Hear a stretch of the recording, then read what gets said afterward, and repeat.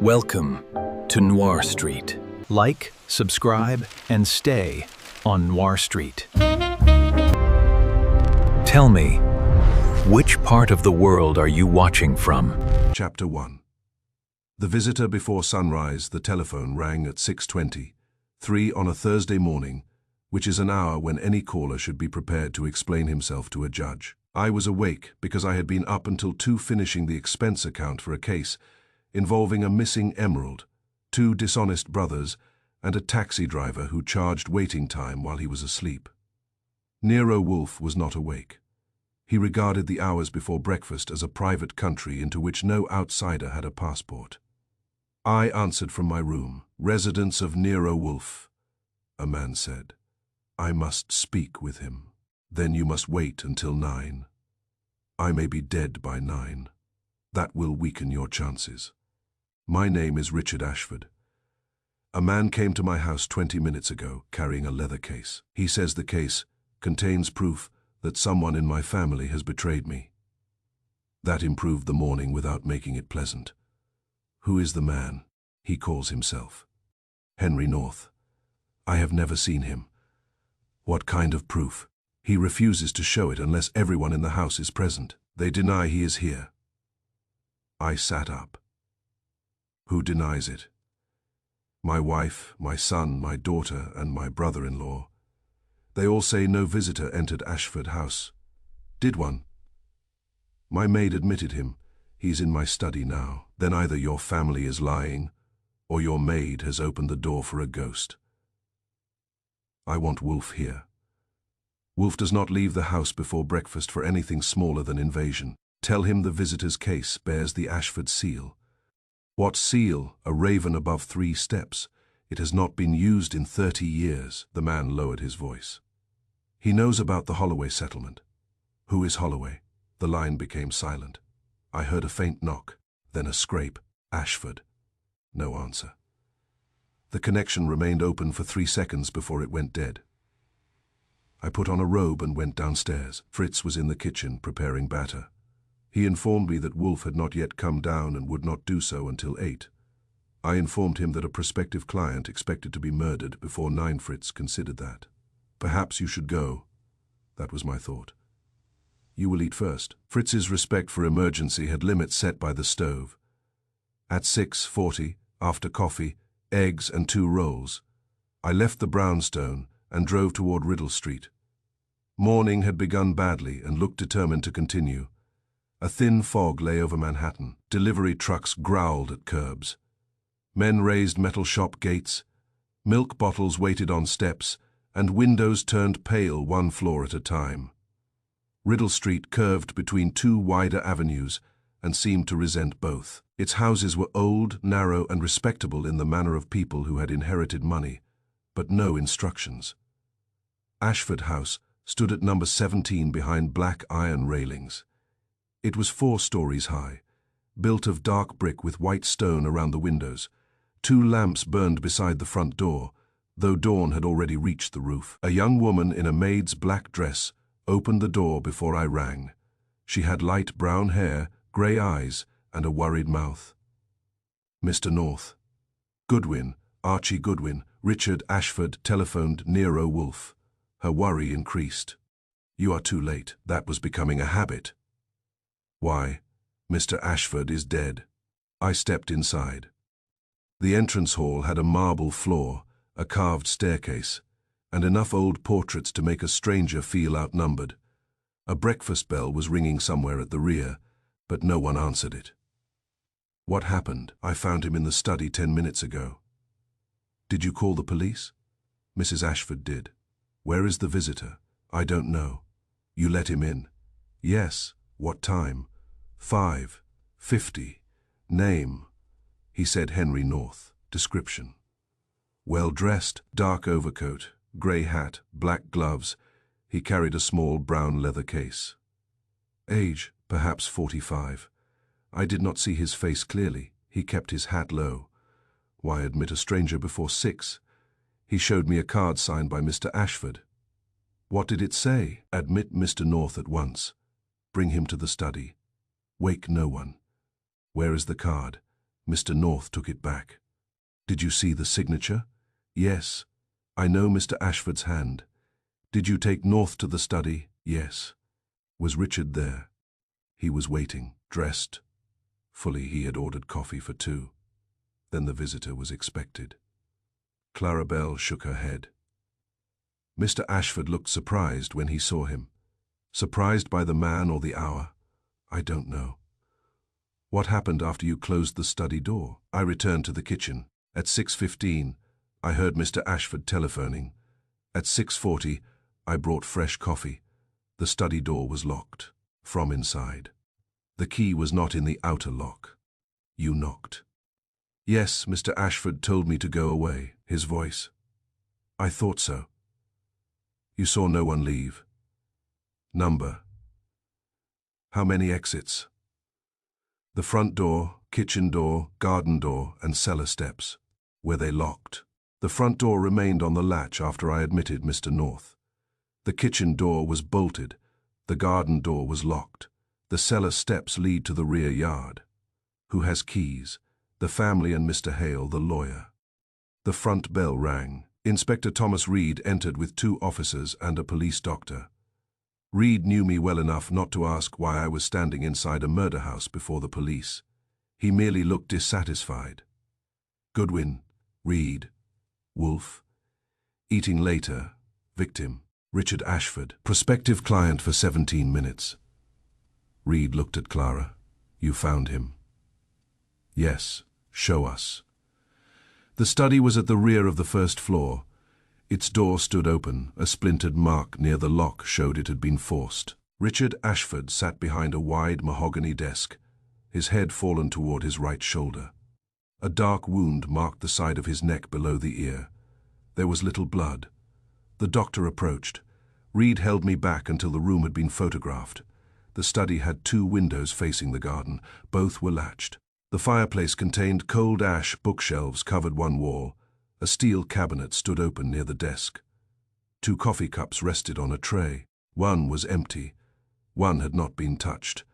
The leather case was gone. Reed examined the body. No obvious weapon. The doctor said, a narrow puncture, perhaps a steel, awl, or long needle. Death nearly immediate. Time, between 6:30 and 7:15. Clara spoke from the doorway. I heard him at 6:40. Reed turned. What did he say? Leave the tray and go. Through the door? Yes. Locked? Yes. The second voice supposedly placed Richard alive after his call to me and after the visitor entered. I examined the coffee. The empty cup stood near the visitor's chair. A pale ring of milk marked its bottom. Clara said, Mr. Ashford drank coffee black. The visitor used milk? I don't know. I brought cream, not milk. There was no milk on the tray. The ring may have come from another drink taken earlier. On the blotter lay a clean rectangle where the leather case had rested. Beside it was a small crescent of brown dust. Reed collected it. Leather. Maybe cork, I said. The open steel cabinet contained property deeds, old account books, and a row of black document boxes. One space was empty. Clara recognized it. The Holloway file. Reed looked at me. You know it. Only the name. Ashford mentioned a Holloway settlement on the telephone. Clara pressed a hand to her mouth. What is it? Reed asked. I heard Mr. North say Holloway. When? While I was taking him to the study. What exactly? He said. Holloway waited 30 years. He will not wait another day. Who is Holloway? I don't know. A silver desk clock showed 7:02. It was running. The doctor checked his watch. The clock was 18 minutes slow. Always? Reed asked. Clara shook her head. Mr. Ashford set it every morning. When? After breakfast. The clock had not yet been set that day. Its wrong time could confuse anyone relying on it. I examined the telephone. The receiver smelled faintly of tobacco.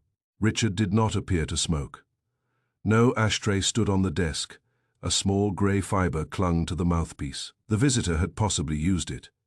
Reed searched the wastebasket. Inside was a torn breakfast note in Richard's handwriting. Chena 545 case. Face-seal face settlement, all present at 8 no police Wolfe. If false, the visitor was expected, though perhaps not trusted. Reed looked at Clara. You said the family denies anyone came. Yes. Where are they? In the breakfast room. We found 4 people seated around a long table with untouched food before them. Eleanor Ashford, Richard's wife, was a handsome woman near 60 with silver hair, and a voice trained to command servants without raising itself. James Ashford, their son, was 36, broad, shouldered, and red-faced. Margaret Ashford, their daughter, was 29, dark-haired, and composed until she saw the police doctor pass through the hall.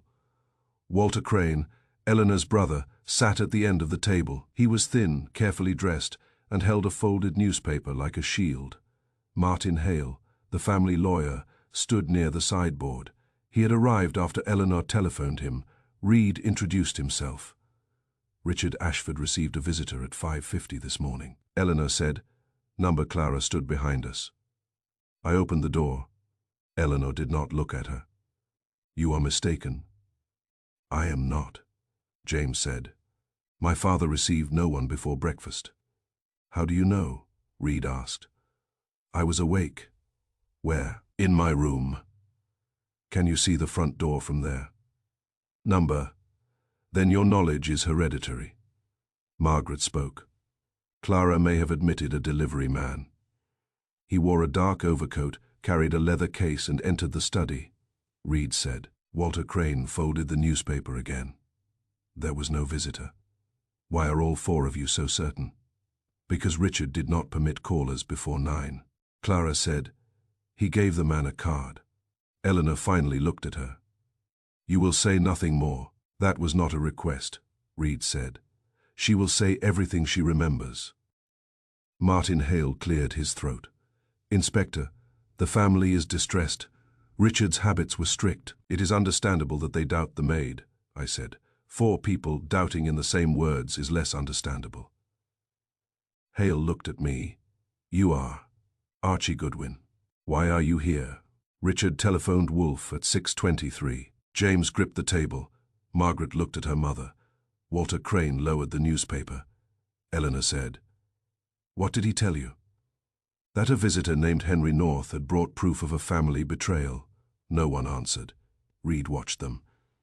Which of you knows Henry North? All denied it. Too fast and too evenly. Clara said, Mr. Crane knows him. Walter stood. I do not. You spoke his name last night. When, in the hall, you told Mr. Ashford, if North comes, burn the paper before Eleanor sees it. Eleanor turned toward her brother. Walter's face became still. The girl misunderstood. What paper? Reed asked. I remember no such conversation. Margaret pushed back her chair. This is absurd. Uncle Walter was home all night. That was not asked, Reed said. It will be, James stood too. My mother has had enough. Reed placed an officer at the breakfast room door. No one leaves. I examined the table. 6 places had been set. Eleanor, James, Margaret, Walter, and Richard accounted for 5. The 6th place stood near Richard's empty chair. The napkin had been unfolded. Coffee had been poured. A slice of toast had been buttered but not eaten. Who was expected at breakfast? I asked Clara. She looked toward Eleanor. Mr. North. Eleanor's composure cracked. Richard gave no such order. Yes, ma'am. He told me last night to set 6 places. Then why did you not say so? You told me there would be 5. When? At 5:30 this morning. That placed Eleanor awake before the visitor arrived, and aware of the disputed 6th place, Reed said, Mrs. Ashford, why did you remove a place setting? I did not. It is still here. I mean, I gave no order. Clara did not back down.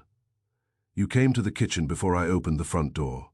You said if any stranger arrived, I was to send him away. Yet you admitted him. He had Mr. Ashford's signed card. Walter Crane said, The visitor may have forged it.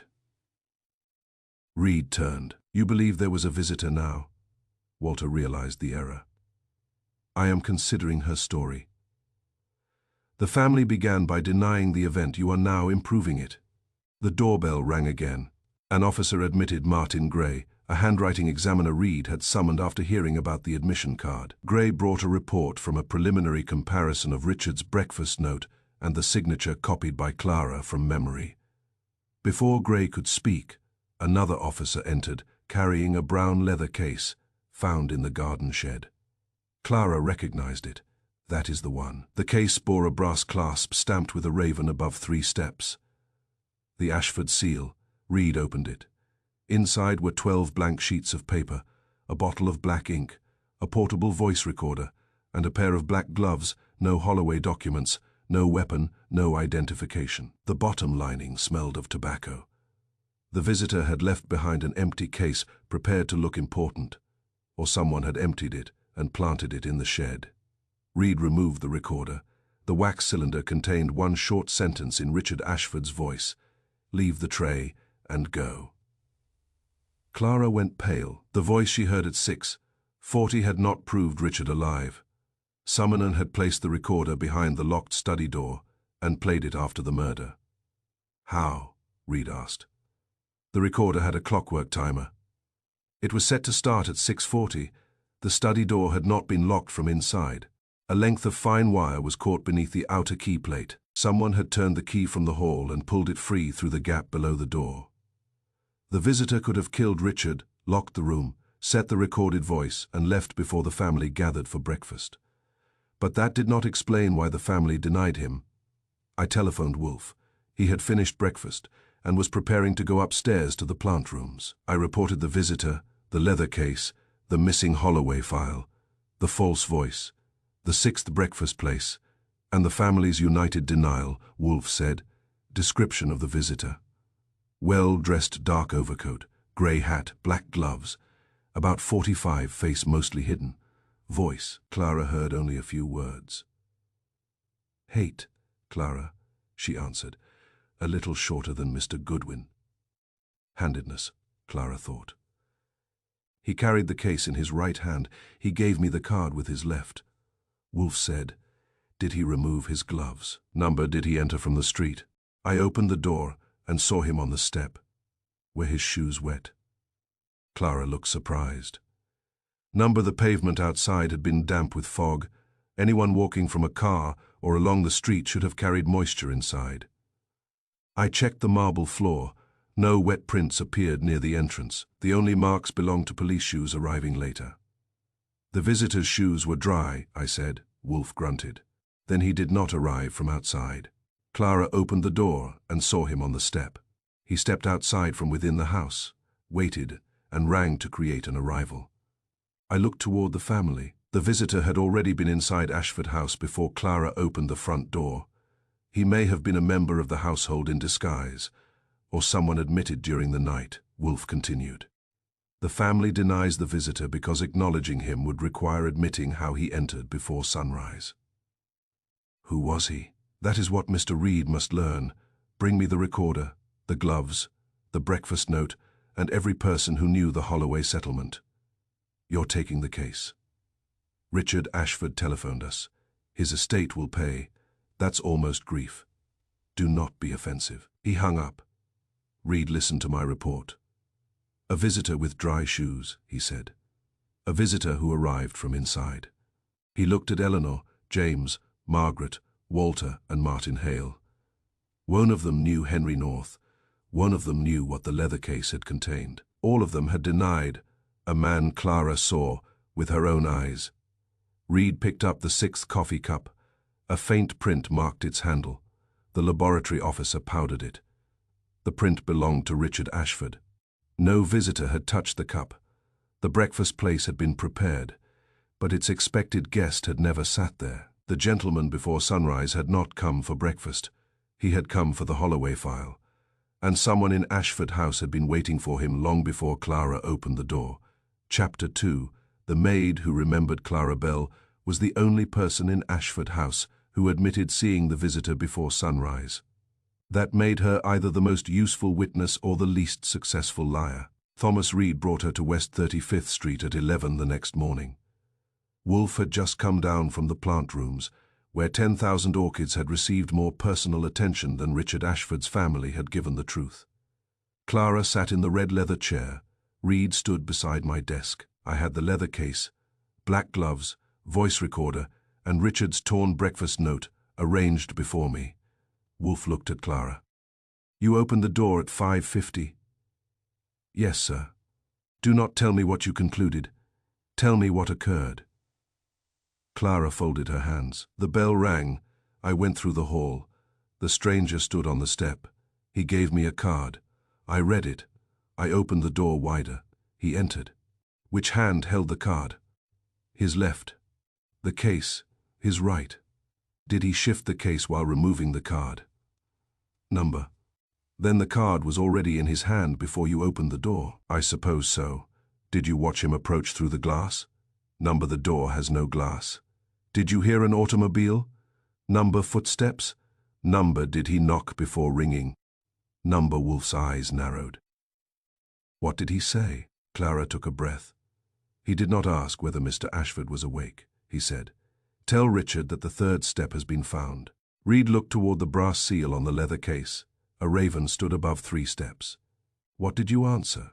Wolfe asked. "I asked his name," he said. "North will be enough until breakfast." "Exact words?" "Yes." He did not say Henry North. "Number the card," said H. North. That mattered. Richard had called the man Henry North, but the visitor himself had supplied only an initial. "What next?" Wolfe asked. "I told him Mr. Ashford was in the study." "Did he ask the direction?" "Number, he walked there." Reed said, as if he knew the house. "Yes." "Had you seen him before?" "I don't think so." Wolfe frowned. "That phrase is evasive. Did his figure, voice, or movement seem familiar?" Clara looked at the floor. "The way he held his right shoulder." "What about it? A little lower than the left." "Who in Ashford House carries himself that way?" "Mr. Crane sometimes does. He injured his shoulder years ago." Walter Crane, Eleanor Ashford's brother. Reed wrote it down. Was the visitor Walter Crane? "Number, Mr. Crane is taller and heavier." "Could he disguise himself?" Clara shook her head. "I would know him," Wolfe said. "You would know his face. You saw little of the visitors." "I heard his voice." "How many words?" "Perhaps 20. A lowered voice." "Yes." "Then confidence is premature." Clara flushed. I opened the leather case. "Did this smell the same when he carried it?" She leaned forward. "Number." "What was different?" "It smelled of cedar. The case now smells of tobacco." "Yes." Wolfe looked at me. The case had been stored in a cedar cupboard before the visit. Tobacco was added later, or transferred from the person who emptied it. Walter Crane smoked pipe tobacco. James Ashford used cigars. Martin Hale carried tobacco in a silver box. A smell is democratic when a house contains enough men. Wolfe asked Clara to describe the visitor from hat to shoes. The hat was grey felt with a narrow band. The overcoat was dark charcoal, well cut, and slightly too large at the shoulders. The black gloves were thin and new. The trousers were dark with a faint stripe. The shoes were black, polished, and dry. The visitor wore no scarf, though the morning was cold. His chin appeared narrow. His skin was pale. He had no beard. A small line of white hair showed beneath the hat near his left ear. "How tall?" Wolfe asked. Clara pointed to a bookcase shelf, about 5'9". "How did he walk?" "Quietly. He took short steps." "Did the coat move naturally?" She considered. Number, it hung stiffly. "Padding?" "Possibly." "Was the case heavy?" "He carried it easily." "Did it strike his leg?" "Number, then it may have been empty when he entered." Reed looked at the blank papers found inside it. "Or already filled with light documents," Clara continued. "The visitor did not remove his hat in the hall. He did not give her his coat. He did not look at the portraits, staircase, or furniture. He walked directly to the study, paused outside the door, and tapped twice. Richard opened it immediately. What did Richard say? Reed asked. You are early. The visitor? Earlier than they expect. Who are they? I don't know. Did Richard appear frightened? Number angry? Did he invite the visitor inside? He stepped aside. Did you see the leather case opened? Number, did you hear them afterward? Only once. Mr. Ashford raised his voice and said, That signature cannot stand. What did North say? It has stood 30 years. The Holloway settlement. The stranger had not come merely to show Richard documents. He had come to force him to acknowledge an old signature. Wolfe asked. Why did you obey the card without waking Mrs. Ashford? Mr. Ashford's instructions were clear. Did he habitually arrange secret meetings? Number, had he ever asked you to admit someone before breakfast? Never. Then why did you not question him the night before? I did not receive the card then. The visitor brought it. Yes, a card allegedly written by your employer, carried by the stranger whose admission it ordered. Foolish. Clara's chin lifted. The signature looked genuine. Forgery often does. Reed handed Wolfe the handwriting examiner's report. The signature had been traced from a genuine note. The pressure was uneven and the ink was less than a day old. The visitor's admission card was false. Someone had expected Clara to recognize Richard's hand, but not inspect it, Wolfe said. After the visitor entered, whom did you see? Mrs. Ashford came downstairs at 6:05. What did she ask? Whether anyone had called. What did you tell her? That Mr. North was with Mr. Ashford. What was her response? She said, There is no Mr. North. Those exact words. Yes. Not. Who is Mr. North? Number Eleanor had denied the visitor before asking what he looked like. Then James, Reed asked. He came down at 6:10. His mother whispered to him. He said, I must have admitted a delivery man. Margaret? At 6:20, she said the same. Walter Crane. He appeared at 6:25. Mrs. Ashford told him there had been a mistake at the door. He said no visitor had entered. Before speaking to you? Yes. Each member of the family denied the visit before hearing Clara's account. They had not separately reached the same conclusion. They had agreed upon it, Reed said. Who gave them the story? Mrs. Ashford. Clara looked uncomfortable. She called them into the morning room. I passed the door. I heard her say, If anyone asks, Richard was alone until breakfast. Wolfe's eyes opened fully. Why did you omit that yesterday? I have worked for Mrs. Ashford 7 years. Mr. Ashford has no further need of loyalty. The police do. Clara said nothing. Reed took her back through the morning. At 6:40, she brought fresh coffee. The study door was locked. A recorded voice told her to leave the tray. At 7:20, Eleanor ordered breakfast served. At 7:40, James complained. Richard was late. At 7:50. Clara returned to the study. There was no answer. Walter Crane and Martin Hale forced the door at 8:05. Richard was dead. Martin Hale was there before the door was forced? I asked. Yes, yesterday, the family lawyer had implied. He arrived only after Eleanor telephoned the police. Reed noticed. When did Hale enter the house? Around 7:30. Front door, number garden door. Who admitted him? Mr. Crane. Hale has a key. Yes. Martin Hale had entered 5 minutes before the room was opened and concealed that fact. Wolfe said, Why was he summoned? Clara looked toward the leather case to witness the settlement. How do you know? Mr. Ashford told me Wednesday night. He said there would be 6 at breakfast. The family, Mr. Crane, Mr. Hale, and himself. That is 6 without North. Clara frowned. She counted. Richard, Eleanor, James, Margaret, Walter, Martin. The visitor had not been expected to eat. The 6th place belonged to the lawyer. That corrected one assumption. Richard planned a family breakfast at 8 to reveal the Holloway settlement. North was to arrive earlier, deliver the proof, and leave before the meeting. Someone prevented both.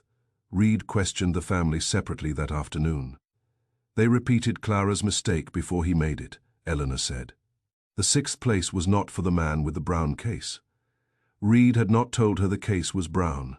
James said, "A grey hat proves nothing." Reed had not mentioned the hat, Margaret said. Clara never saw his face beneath the brim. No one had told her the brim hid it. Walter Crane said, "Dry shoes do not make a man part of the household."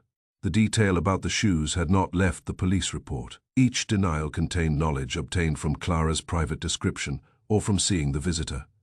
Reed returned to the brownstone with the statements. They all knew what he looked like. Wolfe studied the pages. Or Mrs. Ashford repeated Clara's account during their morning conference. Why deny him? Because the reason for his visit threatened them collectively. Reed opened the Holloway background report. 31 years earlier, Richard's father, Edmund Ashford, acquired Holloway Shipping after its owner. Thomas Holloway failed to repay a large private loan. Holloway claimed the debt had been settled before the transfer. He produced a receipt. Edmund called it forged.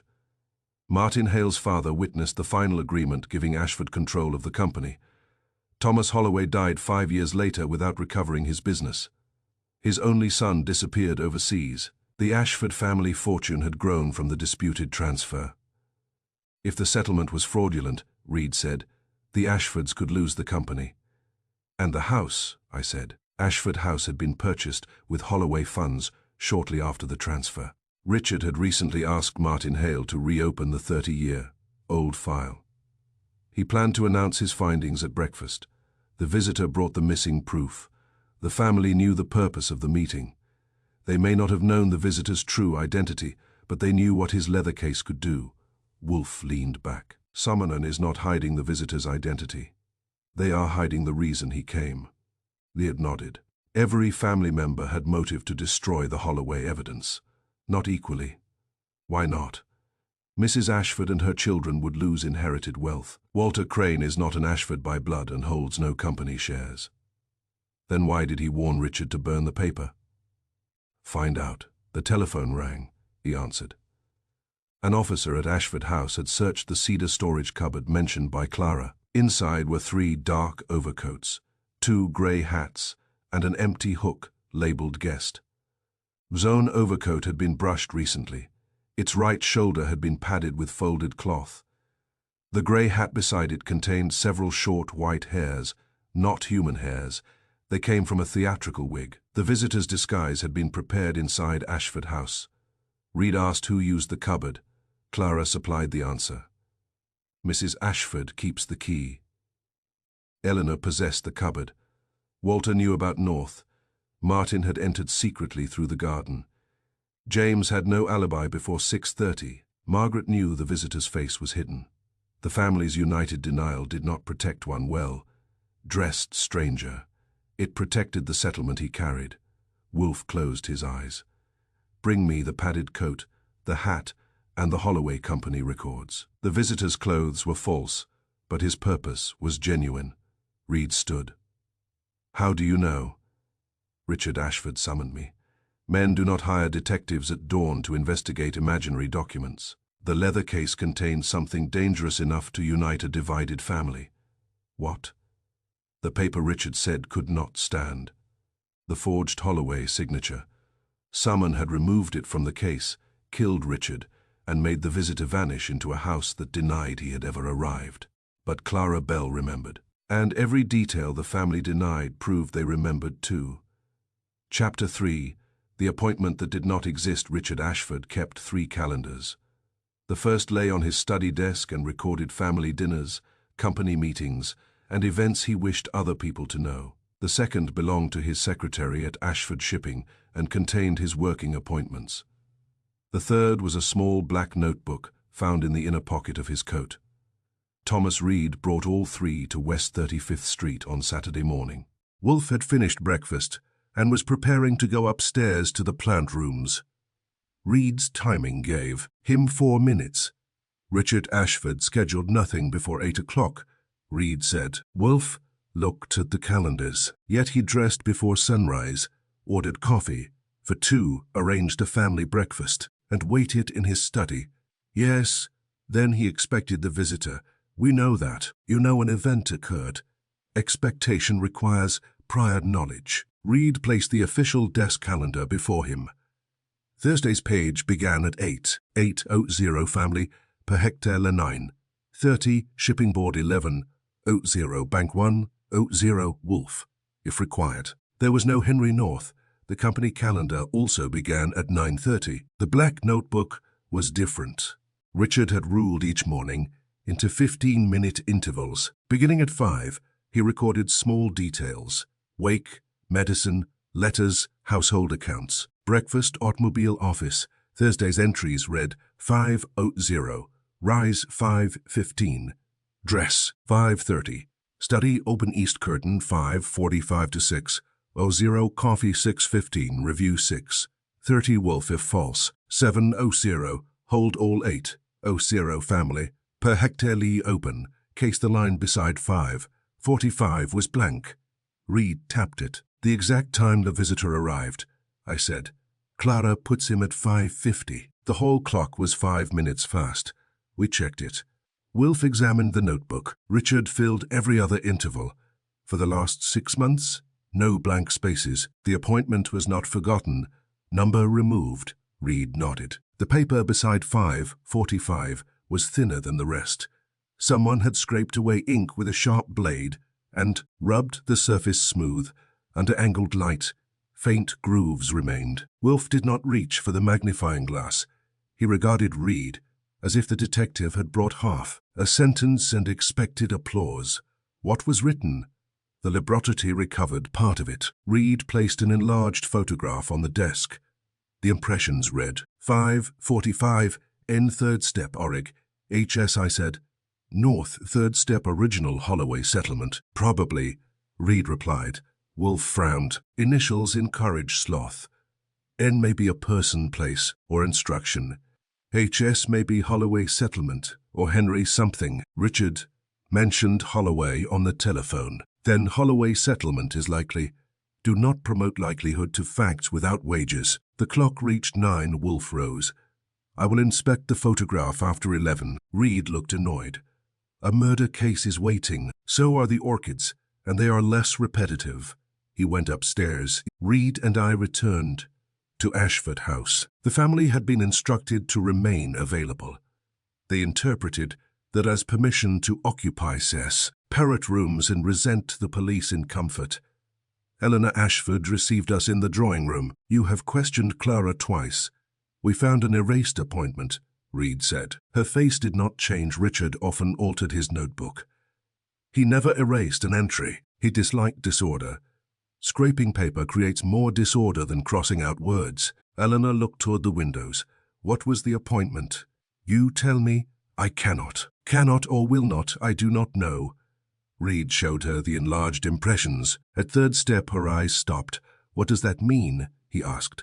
Nothing. The Ashford seal shows a raven above 3 steps. An old family mark. Why did the visitor say the third step had been found? I was not present. Clara told you. Eleanor's lips tightened. Reed continued.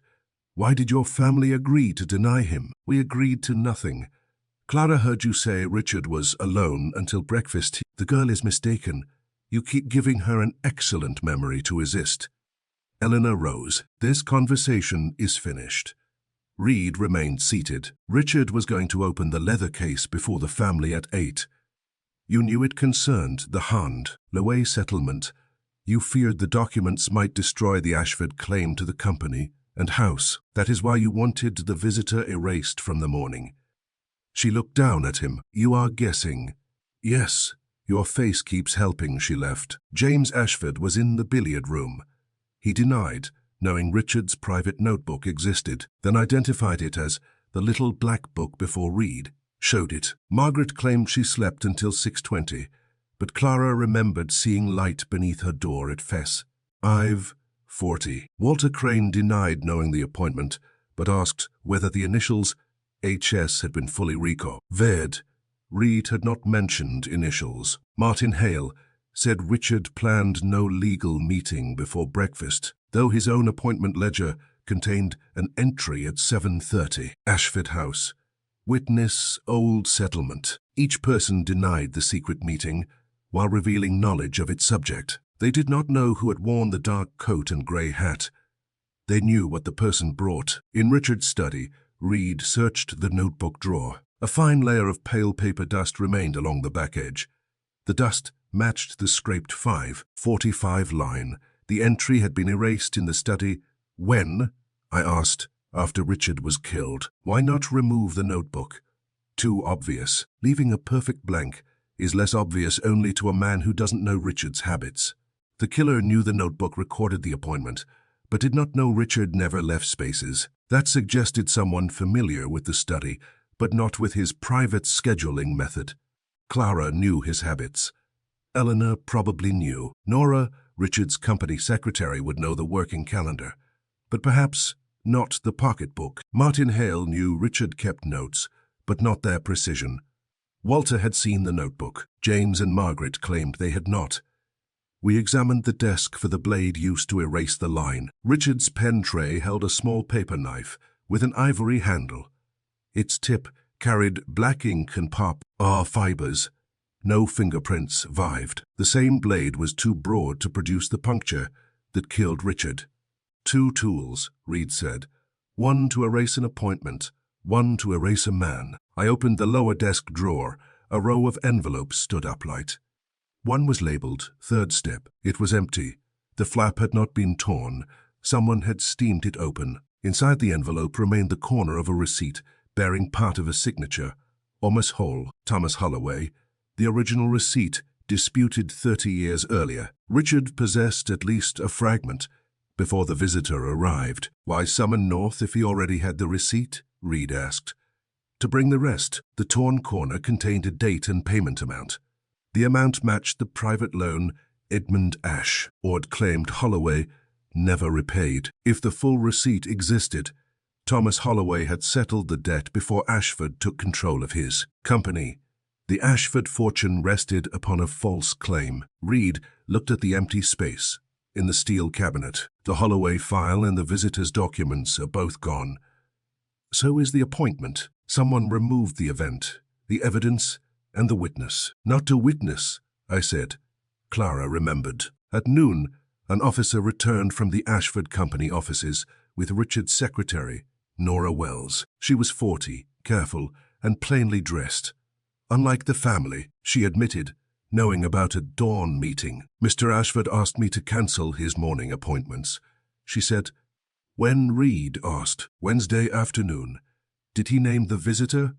Number he called him the claimant. Holloway claimant? He did not say.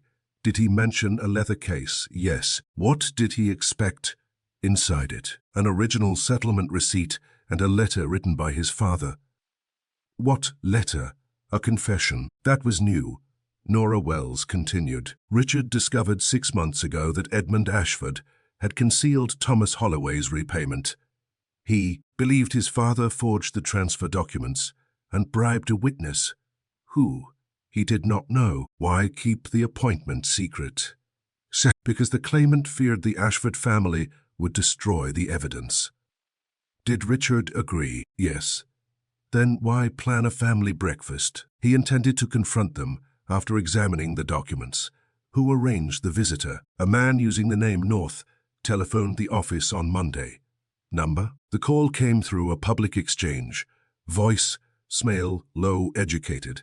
What exact message? Nora opened her notebook. Tell Richard the third step will be restored before sunrise Thursday. The same phrase appeared throughout the hidden appointment. Reed asked to see the note Richard made after the call. Nora gave him a carbon copy. Richard's original read, Thursday 5:45, North. Original Holloway receipt and Edmund letter. Clara to admit. Family at 8. The witness, Wolfe, if forgery suspected. That was the missing appointment in full. Richard had expected North.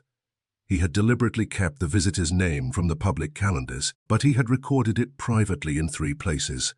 His pocketbook, his office instruction, and Nora's carbon copy. The killer had found and erased only one. That meant the murderer searched Ashford House, but not the company office. Reed looked at the carbon. Who knew Nora kept copies? Nora said. Richard and I, anyone else. James sometimes used my desk. Walter Crane visited Wednesday afternoon. Martin Hale sent a clerk farce. Ah, the family files. Again, the circle widened. I telephoned Wolfe and read the recovered appointment. He listened. The wording, "Wolfe if forgery suspected," is important, he said. Why? Richard did not know whether the visitor's documents were genuine. He summoned me as an independent judgment. The visitor may have brought forged evidence or genuine evidence someone wished called false. Who was North? The appointment still uses an alias. Fine to arrange the public exchange call. Anything else? The missing appointment was erased after the murder? Yes, then the killer knew the name North mattered, but did not know Nero Wolfe had preserved it. The murderer belongs to the household circle, not the company office. Reed took the telephone. That leaves Eleanor, James, Margaret, Walter, Martin, Clara, or someone hidden in the house. Clara summoned us by telling the truth. Remove her provisionally. You defend maids, I defend logic. Wolfe hung up. That afternoon, the public exchange clerk identified the person who placed Monday's call to Nero Wolfe. LS the caller had used booth 4 at the Riddle Street post office. A security photograph showed a figure entering the booth in a dark overcoat and grey hat, the same disguise worn by the visitor, but the photograph had been taken from behind. The caller carried no leather case. On the overcoat's right sleeve was a pale repair shaped like a crescent. Clara examined the photograph. That is the coat. The garment came from the cedar cupboard inside Ashford House. Someone had worn it Monday to arrange the appointment, and again Thursday to appear at the door. The visitor was not an outsider, invited into the family's secret. The visitor was part of the secret. Reed laid Richard's private notebook beside Nora's carbon copy. The appointment that did not exist had been scheduled carefully, concealed deliberately, and erased after blood was shed. Richard expected the early caller. He simply did not want the household to know the name before the case was opened. Someone in Ashford House had known anyway, and that person had made Henry North appear before sunrise, disappear after murder, and leave behind a blank line where an appointment should have been. Chapter 4. The leather case on the table. The leather case found in the garden shed was not the case Clara Bell had carried in her memory. She discovered that on Sunday morning when Thomas Reed asked her to examine it again. The empty case from the shed stood open on the dining room table at Ashford House. Its brown leather was worn at the corners. The brass clasp bore the Raven and Step seal. Inside were blank paper, black gloves, ink, and the clockwork voice recorder. Clara walked around it twice. This is not his case. Reed looked at her. You identified it Thursday. I saw it from the doorway. I recognized the color and seal. What is different? The handle. The case found in the shed had a flat handle fixed by 2 square brass rings. Clara held her hand above it. The visitor's handle was rounded. It had a dark patch in the middle where the leather had been ironed. Anything else? His case was narrower. How much? She held her hands apart. About 2 inches less, I said. We have been investigating the wrong luggage. Reed closed the decoy. Someone had prepared it to resemble the visitor's case, filled it with false evidence, and hidden it where police would find it. The genuine case had remained inside Ashford House. Wolfe had warned us that the visitor entered from within. Now the case suggested the same thing. A decoy was planted outside to make his departure appear real, while the documents remained in the house. Where did you last see the genuine case? Reed asked Clara. In the study. When? At 5:50 when Mr. North entered. Was it there when you brought coffee at 6:40? The door was locked. I could not see. When the door was forced, I noticed the desk first. I don't remember. The police photograph showed no case in the study. It had been moved between 5:50 and 8:05. Reed searched the study again. We found no case, but a narrow mark crossed the lower edge of the desk where a metal corner had scraped the wood. The mark pointed toward the door. The visitor or killer carried the case out. The family denied seeing it. That was worth nothing, since they had denied seeing its owner too. The breakfast room stood across the hall. 6 places remained upon the long table, though the food had been removed. The table was old oak, heavy enough to discourage theft, and broad enough to support a family dispute. A pale rectangular mark appeared near Richard's empty chair. Clara saw it. The case stood there. "How do you know?" Reed asked. "I polished the table Wednesday afternoon. That patch has no dust." The visitor's case had reached the breakfast room. Someone placed it on the table. After leaving the study, the rectangle was too narrow for the decoy case. Reed measured it. The width matched Clara's estimate of the original. "Who entered this room before breakfast?" he asked. "Mrs. Ashford, Mr. James, Miss Margaret, Mr. Crane, Mr. Hale, and me. Everyone, yes." A folded tablecloth lay upon a side chair. Beneath it was an iron handle set flush into the floor. Clara said, "That opens the leaf cupboard." The large table could be extended for formal dinners. Spare leaves were stored in a shallow compartment beneath the floor, built when the room was remodeled. Reed lifted the handle. The compartment contained 3 oak leaves, a bundle of linen, and a narrow brown leather case with a rounded repaired handle. Clara whispered, "That is it." The genuine case bore no Ashford seal upon its clasp. Instead, the seal was burned faintly into the leather, near the lower corner, as if someone had pressed it there with a heated stamp. Many years earlier, under the handle, nearly erased by use, were 2 initials, Theat Thomas Holloway. The case had belonged to the man whose company Edmund Ashford acquired 30 years ago. Reed put on gloves and opened it. Inside were 7 documents tied with faded blue ribbon. The first was the original receipt, showing Thomas Holloway had repaid Edmund Ashford's loan in full. The date matched the fragment found in Richard's third-step envelope. The second was a bank record confirming the payment. The third was the original transfer agreement through which Edmund took control of Holloway Shipping. C.D. Infang at the bottom beside Thomas Holloway's signature. The ink had been scraped and rewritten. Under angled light, the original sentence remained visible. "Transfer void upon proof of prior payment." The rewritten sentence said, "Transfer final, regardless of later claim." Someone had altered the agreement after Holloway signed it. The fourth document was a private memorandum written by Martin Hale's father. "Edmund insists the repayment arrived 1 day late. Bank date indicates otherwise. Arthur Crane has agreed to support Edmund's account. I have advised against alteration." Walter Crane's father had provided the false witness. The fifth was a list of payments from Edmund Ashford to Arthur Crane over 6 years. The sixth was a copy of Richard Ashford's recent letter to an unnamed claimant. "I have found enough to believe your grandfather was defrauded. Bring the original receipt and my fat. Hers letter before sunrise Thursday. I will examine both privately. Then place the facts before my family and counsel at breakfast." The seventh document was Edmund Ashford's confession. It had never been signed, but the handwriting was his. "I received Holloway's payment before the deadline. Arthur Crane persuaded me that the company would fail under Holloway and prosper under me. We changed the transfer language and denied the receipt." Ale objected, but kept silent. "The Ashford fortune rests upon property that was not ours." Eleanor Ashford had entered without being noticed. She stood at the breakfast room door, reading over Reed's shoulder. "That letter is false." Reed turned. "Your husband believed it genuine. Richard had become obsessed. The bank record is genuine. Records can be altered. Your father's payments are genuine." She looked at Walter Crane. Her brother had followed her into the room. Walter's face was grey. "My father advised Edmund," he said.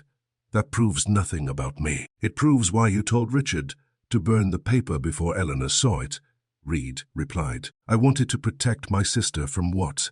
The disgrace or the loss of Ashford Shipping." Walter did not answer. James and Margaret appeared behind them. James saw the receipt. "You intend to take our company with that?" "No," Reed said. "The courts may." Margaret looked at the hidden compartment. "Who put the case there?" "That is an excellent question." She turned to Clara. "The maid." Clara's face flushed. "I did not. You knew the compartment existed. So did everyone in the house." James said, "North could have hidden it. Why leave the documents?" Reed asked. "He came to deliver them, to frame us." I said, A man attempting to frame the Ashfords could have saved effort by mailing the papers to an N.E.W.S. paper. Richard had summoned the visitor because he wanted to judge the evidence before making it public. Thursday, Caller had done precisely what the left brought the original receipt and confession before sunrise. Someone killed Richard before he could present them at breakfast, but the document survived that suggested the killer had not found the genuine case before hiding the decoy, or found it, removed one particular paper, and left the rest. I examined the blue ribbon. It had been tied around 8 documents, not 7. The dust line and fold showed one sheet was missing from the center. What belonged here? Reed asked. Eleanor said, "How should I know?" Walter looked away. The case inventory was written on the inside cover. Original loan receipt, bank confirmation transfer agreement, Hale memorandum, Crane payments, Richard correspondence, Edmund confession, claimant identity, and succession. The final document was gone. The case proved the Ashford fraud. It did not identify the person entitled to reclaim the company. Someone had removed the claimant's name. Reed looked at the family. You feared what these documents would do to your future, but the one page most useful to you, the G naming the claimant, has disappeared, James said. Perhaps North kept it. Then why bring the rest? To threaten us. Richard wrote that the identity document was required. Margaret said, Richard may have removed it. Then it should be in his study. It was not. The missing page gave every member of the family a second motive. If no heir could prove a valid Holloway claim, the historical fraud might cause scandal but not necessarily transfer ownership. The case changed the moral truth. The missing page controlled the legal one. We took the documents to Wolfe. He examined them after lunch, with the original case on the corner of his desk. He did not touch the confession until I placed it under the reading lamp.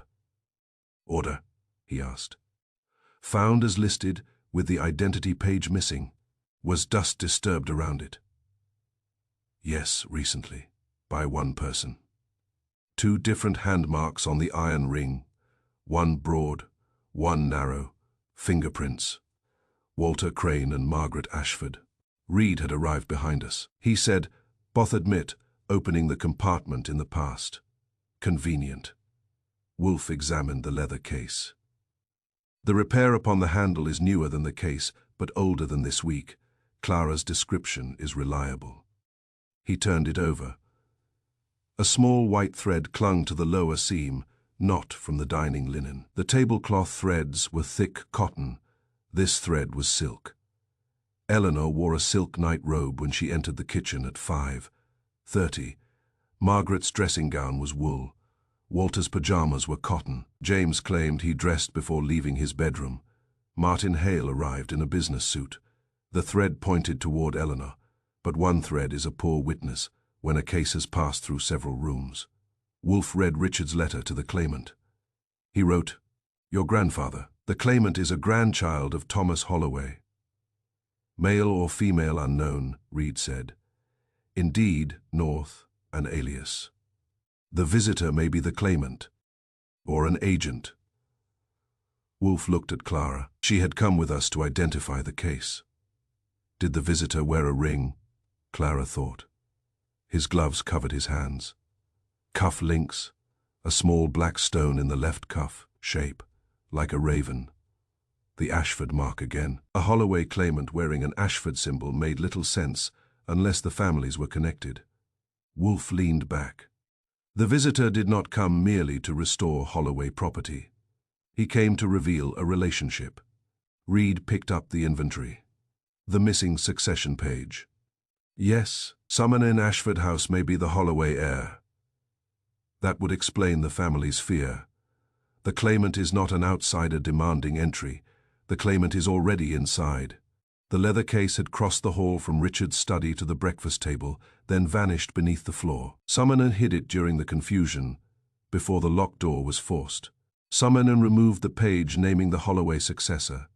Summoner planted an empty decoy in the garden shed to make the visitor appear to have fled with nothing. The old documents could change the ownership of Ashford Shipping, Ashford House, and nearly everything the family expected to inherit. Richard intended to reveal the truth at breakfast. The killer reached him first. Wolfe closed his eyes. The case was hidden, not destroyed. Therefore, the person who concealed it wanted the evidence preserved, but the heir unnamed. Reed frowned. Why preserve evidence that could ruin the family? Because ruin and justice may share an address. That was all Wolfe offered before ringing for beer. The genuine leather case sat on his desk beneath the afternoon light. It had belonged to Thomas Holloway, crossed 30 years of silence, and reached Richard Ashford before sunrise. Its papers proved the old betrayal. Its empty space concealed the new one, Chapter 5. The family that forgot too quickly, the Ashford family, had agreed to forget the visitor before Richard Ashford was murdered. Thomas Reed proved it by finding the agreement in 4 different lies. He questioned the family separately on Monday. I attended because Wolfe preferred reports containing exact words, and I preferred seeing faces when people selected them. Eleanor Ashford went first. She sat in the drawing room beneath a portrait of Edmund Ashford, whose written confession now rested in a police evidence case. "Why did you order Clara to deny the visitor?" Reed asked. "I did not. Clara heard you tell the family Richard was alone until breakfast. She misunderstood." James, Margaret, and Walter repeated the same story before they were questioned. They wished to protect Richard. From what? Humiliation. Eleanor looked toward Edmund's portrait. Richard intended to accuse his dead father of fraud before the entire family.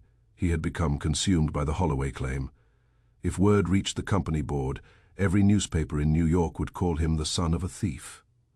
The documents say his father was a thief. They say nothing until tested in court. Then why deny the man who brought them? Because an unrecorded caller with an old case could be a blackmailer. Did you believe he was? I believed Richard was being reckless. Who was Henry North? I do not know. You knew his case was brown, his hat grey, his face hidden, and his shoes dry. Clara described him. Before or after you told everyone there was no visitor? Eleanor did not answer. Her reason for denial was family reputation. It was also control. If the Holloway settlement became public, Eleanor could lose Ashford House, company income, and the social position she had occupied for 37 years.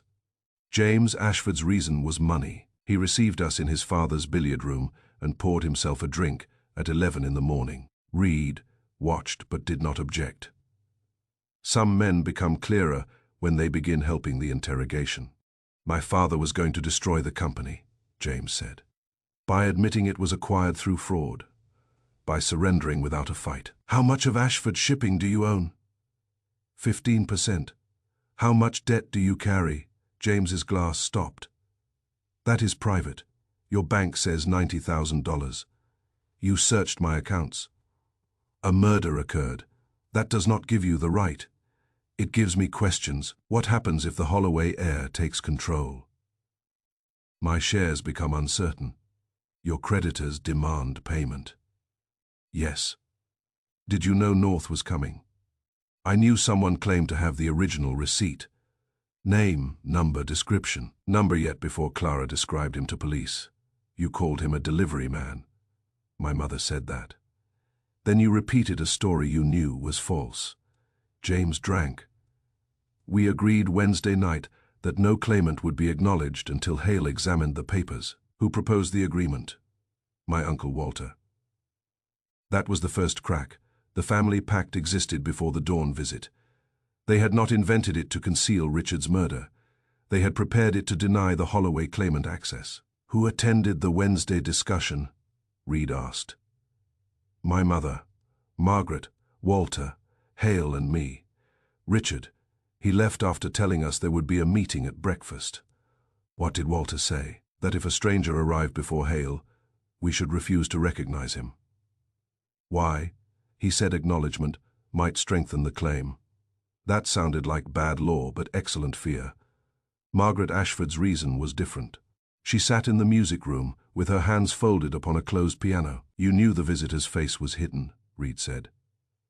Clara told my mother. You knew before Clara spoke to police. I overheard them in the hall. At what time? 6:10. I was on the landing. Why lie? I did not want to be involved. You live in the house. That has never prevented anyone from avoiding involvement. I liked the answer. Reed did not. What did you hear? Clara said. A man with a grey hat entered the study. My mother said no one must admit it. Why? Margaret looked toward the piano keys. Because of me. The room changed. Reed waited. Margaret continued. Richard was not my father. She said it without drama, which made it land harder. My mother was married before she married Richard. Her first husband died before I was born. Richard adopted me privately. The records were sealed. What was your father's name? Daniel North. Henry North was no longer merely an alias. Was Daniel North related to Thomas Holloway? Reed asked. My mother says no. Your mother has said several things. Margaret's mouth tightened. I learned about the adoption last month. Richard told me the Holloway claimant might be connected to my father. How? Daniel's mother was Sarah Holloway, Thomas Holloway's daughter. Thomas Holloway's surviving heir had been inside Ashford House all along. Margaret was his great-granddaughter. If the missing succession page proved the relationship, Margaret could inherit the company taken from her grandfather's family. She also stood to become the person everyone else feared. Did Richard intend to announce this at breakfast? Reed asked. Yes. Did you want him to? Number.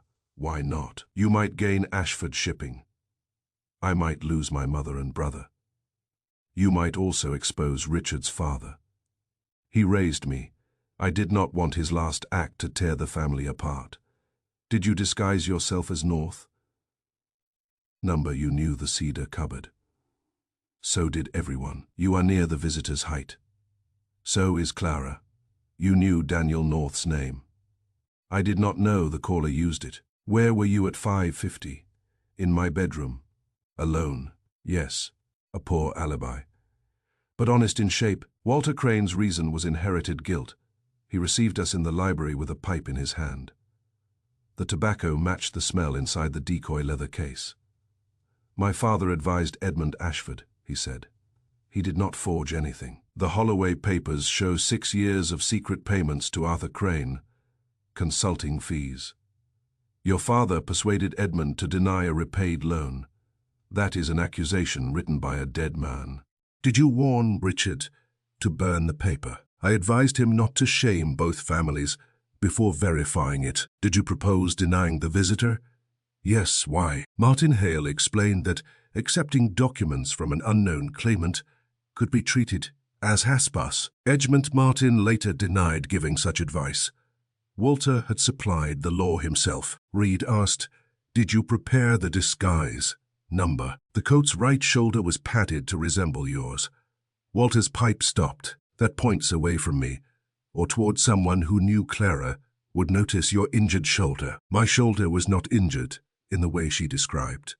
What way? Walter realized that Reed had not repeated Clara's details. Again, knowledge escaped before permission.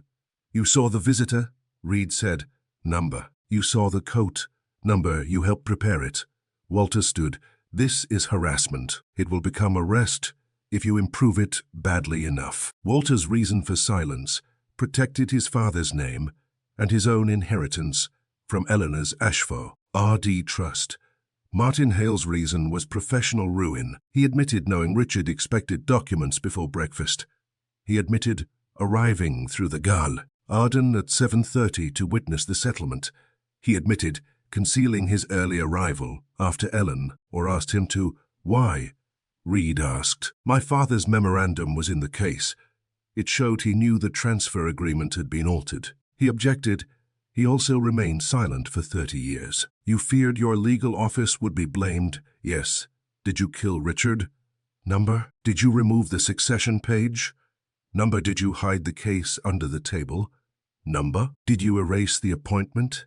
Number. Hale's denials were less polished than Eleanor's and more convincing than Walter's. That did not make them true, but it gave them better posture. By late afternoon, Reed had 5 reasons for the family pact. Eleanor protected the Ashford name and house. James protected his shares and debts. Margaret protected the secret of her birth and feared becoming the Holloway claimant. Walter protected his father's reputation and the Crane inheritance. Martin Hale protected his legal office from proof of old misconduct. Every person had a reason to deny the visitor. None required murder. We returned to the brownstone. Wolfe sat behind his desk with a bottle of beer and the genuine Holloway case before him. A spray of orange orchids stood nearby, making the old leather look even more tired. I gave him the interviews. He listened with his eyes closed. When I finished, he said, "The family's silence began Wednesday night." "Yes." "Before Richard died." "Yes." "Therefore the pact concealed the meeting's purpose, not the murder." Reed said, "One of them may have used the pact after killing him." "Certainly, but the pact itself is not proof of homicide." "Margaret is the Holloway heir." "Likely. She had motive to obtain the documents she gained from their publication. She also feared exposure that supplies conflict, not murder." I said, "The visitor may have been Margaret in disguise." Wolfe opened his eyes. Clara described the visitor's chin as narrow, height near 5'9", short steps, pale skin, and a coat stiff with padding a woman could fit. Margaret or another woman. Elena, too tall. Clara, she cannot open the door for herself unless the house has become philosophical. Reed paced. If the visitor was Margaret, the family denied him to protect her. But she claims no knowledge of the leather case. She lies. They all lie. Wolfe looked at the genuine case. The visitor was not the danger. The secret was. Reed stopped. Margaret's parentage, partly more important, the succession page could transfer ownership, expose Edmund Ashford's fraud, implicate Arthur Crane, and disgrace Hale's father. The caller carried a single truth injuring Eva, yawned differently. Then any of them could kill Richard. Yes, that is why motive has become indolent. We require conduct. I handed Wolfe the photograph of the disguised figure entering the post office booth. He examined the repaired crescent on the coat sleeve. Did police find the missing cloth? Not in the cedar cupboard. Search the sewing room. An officer did. At 7 that evening, he telephoned. Inside Margaret's sewing basket was a crescent of charcoal cloth, matching the coat's repaired sleeve. Margaret admitted repairing the coat 2 weeks earlier. For whom? Reed asked over the telephone. She refused to answer. That refusal connected her to the disguise, but not necessarily to the person inside it. A second discovery came from the household accounts. Richard had made monthly payments for 29 years to an address in North Mills, under the name H. North. The final check had been cashed 3 days before the murder. The visitor's name, the Holloway claim, and Margaret's concealed parentage all led to the same person. N. Henry North was not invented for the dawn meeting. Someone using that name had been paid by Richard for nearly 3 decades. The family knew the visitor threatened their future. Richard knew he could explain the past. Clara knew only that she opened the door. Wolfe leaned back. "Find Henry North."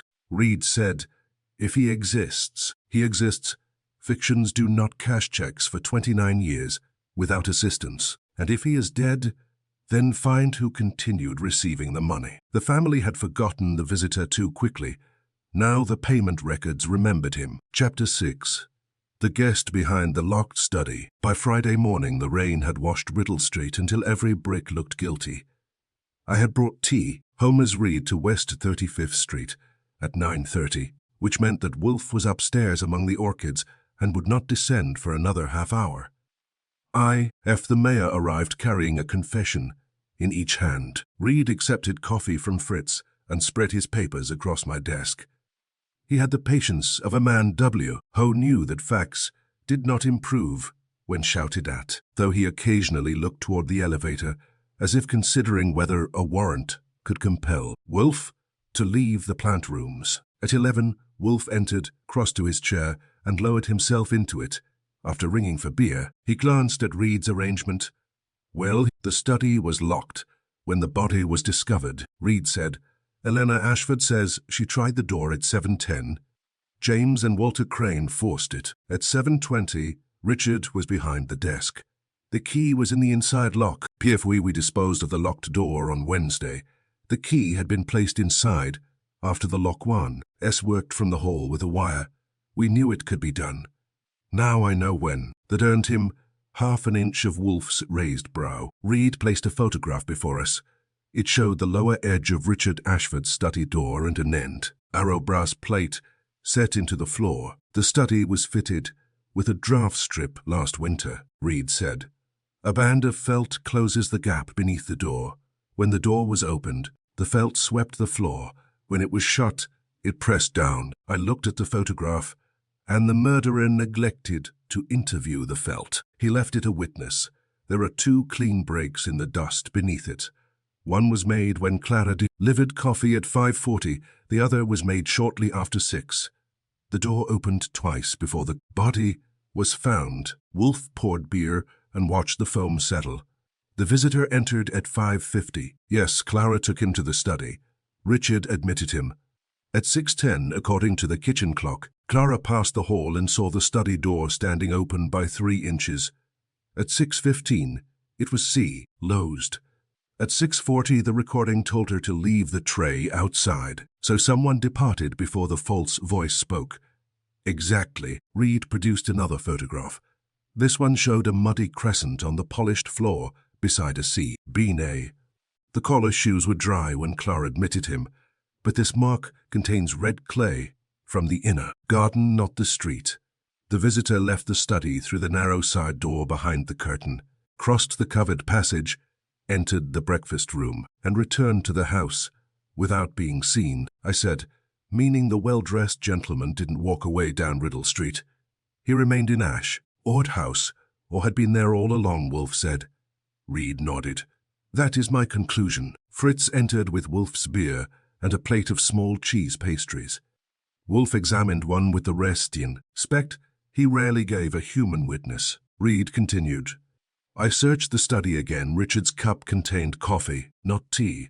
It was untouched except for 1 sip. A second cup had been washed in the pantry, but Clara says she did not wash it. There was still coffee sediment in the drain trap.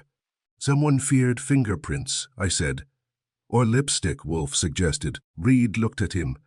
There was a trace of face powder on the rim. I sat up. So Henry North wore more than a padded coat, possibly, but powder proves little in a house occupied by 3 women. What matters is the converser. Tion. He opened his notebook. Clara heard Richard say, If you give me the missing page, Margaret will be protected. The visitor answered too softly for her to understand. Then Richard saw. ID number. I shall tell them all at breakfast. The company belongs to the Holloway heir. Whatever it costs, my family. Wolfe's lips tightened. That statement threatens several people in different ways. James would lose his shares, I said. Helena could lose the house. Walter's father would be exposed. Ed as a crook. Hale's family law office would be dragged through the mud. And Margaret, Reed added, would be publicly identified as Daniel North's daughter and Thomas Hall, Oway's granddaughter. Wolfe ate a pastry, yet Richard promised that Margaret would be protected. Therefore the missing session page contained more than her name. Reed brought out a transparent evidence sleeve inside. It lay a small piece of paper, folded twice. We found this behind the study radiator. It had slipped between the pipe and the wall. Richard wrote it in pencil. I read it aloud. At 8, receipt, transfer, confession, succession, Hale to witness. Margaret first, James must haste. Ear from me. If North refuses to remain, ask Wolfe to act. No more silence. The paper was dated the morning of the murder. That settles Richard's intention, Reed said. He meant to reveal everything at breakfast. No, Wolfe said. Reed's eyes narrowed. The note says so. The note says he intended to reveal 4 things at 8. Only 3 were in the leather case when we found it. The succession paper was removed. Richard's plan was therefore interrupted before break. Fast. That is what I said. It is not. You said the visitor's arrival began the final chapter of the old affair. Richard had begun it earlier by summoning the visitor. The caller came to decide how that chapter W would end. Reed leaned back. You think the visitor removed the succession page? Certainly. Whether before or after Richard's death is the question. I went to Ashford House that afternoon with Reed. Wolfe stayed home because the distance between his chair and Riddle Street included automobiles, weather, and exertion. 3 things he regarded as personal insults. The study had been sealed, but Ashford House no longer felt protected. It felt watched. The tall windows faced a wet garden, and the dark family portraits appeared to have been waiting 30 years for someone to ask the right question. Clara Bell met us outside the study. She looked tired, but firm. Miss Margaret says I have caused enough trouble by remembering. She said, You have caused trouble only for liars, Reed replied. That is public service. Inside, he showed me the side door concealed behind the curtain. It opened onto a roofed passage, leading to the breakfast room. The red clay mark beside the cabinet matched the garden soil under the passage windows. I crouched near the desk. On the carpet, barely visible against the dark pattern, was a short white fiber silk. I asked. Reed took it with tweezers. Perhaps the genuine case had white silk caught in its clasp. Yes, and Eleanor wore a white silk robe. So did Margaret. Clara says both women dressed before breakfast. That was fair. In the detective business, a clue that points at 2 people is often called progress by optimists and a nuisance by everyone else. The desk showed signs of a serious meeting. 2 chairs faced each other. Richard's fountain pen lay uncapped. On the blotting paper, Reed had recovered another impression. North agrees provided M chooses. The rest had been torn away. Margaret chooses what? I asked. That, Reed said, is probably on the missing page. We examined the curtain beside the side door. Near its lower hem was a black smear of clock grease, the same type found on the copied Ashford seal used to stamp the false appointment card. Whoever staged the visitor had prepared both disguise and card inside the house. Then I noticed the fireplace. The morning had been mild, yet ashes lay beneath the grate. Reed called for a sieve, and we worked through them. Most were ordinary wood, ash mixed among them with 3 burned scraps of heavy paper. One still carried part of a typed sentence, shall hold the Ashford shares in trust until. Another showed the letters Marge. The third bore half of a signature, Hen Nortem. Reed looked at me. Henry North signed the succession paper, or somebody signed his name. A movement came from the door. Margaret Ashford stood there, pale and straight-backed. You had no right to read that, she said. Reed rose. A man has been murdered, Miss Ashford. Rights become crowded. She looked at the fragments in his hand. For 1 second, her face told the truth before her voice had time to prevent it. My father did not kill Richard. Daniel North. She shook her head. Henry North. That was the first time anyone in Ashford House had admitted that Henry North was more than a name. Oh, Enna forged card. Reed did not hurry.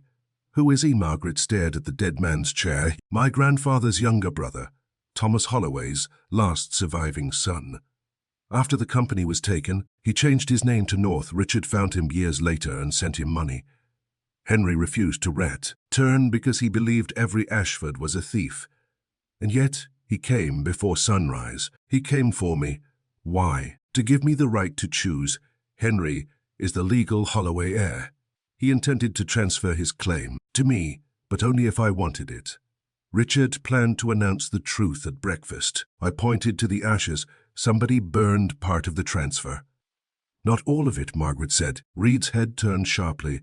Where is the rest? I don't know. That one was a lie. It was not polished, but it had determination behind it. Did you repair the disguised coat? Reed asked. Yes, for Henry. She hesitated. He was afraid Walter would recognize him. Walter saw him once at North Mills. Did Henry leave Ashford House after meeting Richard? I don't know. Did you see him that morning? Number. That was another lie, and this time even the portraits knew it. When we reported to Wolfe at 6, he sat with his eyes closed and his fingers meeting over the yellow W shirt. I gave him Margaret's statements, including the parts she had tried not to make. Reed put the burned scraps on Wolfe's desk. The visitor was Henry North, he said. He entered the study, argued with Richard about revealing the old fraud, signed a succession transfer, and remained somewhere inside the house. Richard was then murdered. Henry has disappeared. Wolfe opened his eyes. Number Reed's jaw moved. No, to which part? To your order of events. Henry North entered the study. He spoke with Richard. He signed something, but the locked study was not arranged to hide his entrance. Clara had already seen him enter. Then why lock it? To hide his exit, I said. Because if the door seemed locked from inside, everyone would assume Richard had been alone after the visitor left. Precisely, the contrivance did not erase the visitor. The family's lie attempted that. The lock error said what occurred after the conversation. Reed studied him. And what occurred? Wolfe rang for beer. Richard Ashford decided to expose an old theft and transfer a fortune. Someone entered after Henry. North left the study, killed Richard, removed the succession page, washed the second cup, arranged the recording, and locked the door from the hall. Then Henry may be innocent. May? Wolfe scowled, a word used when evidence is scarce and thought is idle. Henry North came carrying proof that could enrich him. Richard agreed to confess publicly, murdering Richard before the anno. Cement would defeat Henry's purpose. Unless they quarreled, then why preserve the receipt, the transfer, and Edmund's confession? Why hide the genuine case where it would be found? Why burn only part of the succession instrument? Reed said nothing. Wolfe leaned back. The visitor brought the past into that room before sunrise. But someone already living in Ashford House decided which parts of the past would survive until breakfast. Find Henry North, Mr. Reed, until he speaks. The locked study is still lying. Chapter 7. The name the family would not speak. At 9 the next morning, Thomas Reed telephoned to say that Henry North had been found. He did not sound triumphant. A detective who finds a missing witness in a railway waiting room, a hospital, or the bottom of a river has earned a feeling. Reed had found Henry in a rented room, less than 4 streets from Ashford House, which merely proved that a man could disappear without going far if Eve. Ryan, who knew his name, agreed not to speak it. Reed brought him to West 35th Street. Shortly before noon, Henry North was 72, narrow through the shoulders, and built with the economy of a folding ruler, without the padded coat and false white hair. He did not resemble Clara Bell's well-dressed caller until you noticed the short steps, the lowered right shoulder, and the pale, pointed chin. He carried a blackthorn walking stick, though he did not lean on it. His eyes were grey and clear, with none of the confusion age sometimes lends to a liar. Wolfe regarded him from behind his desk. You have caused inconvenience, sir. Henry sat in the red leather chair. That was not my intention. Intentions are private decorations. Consequences occupy the room. I gave Henry credit for not blinking.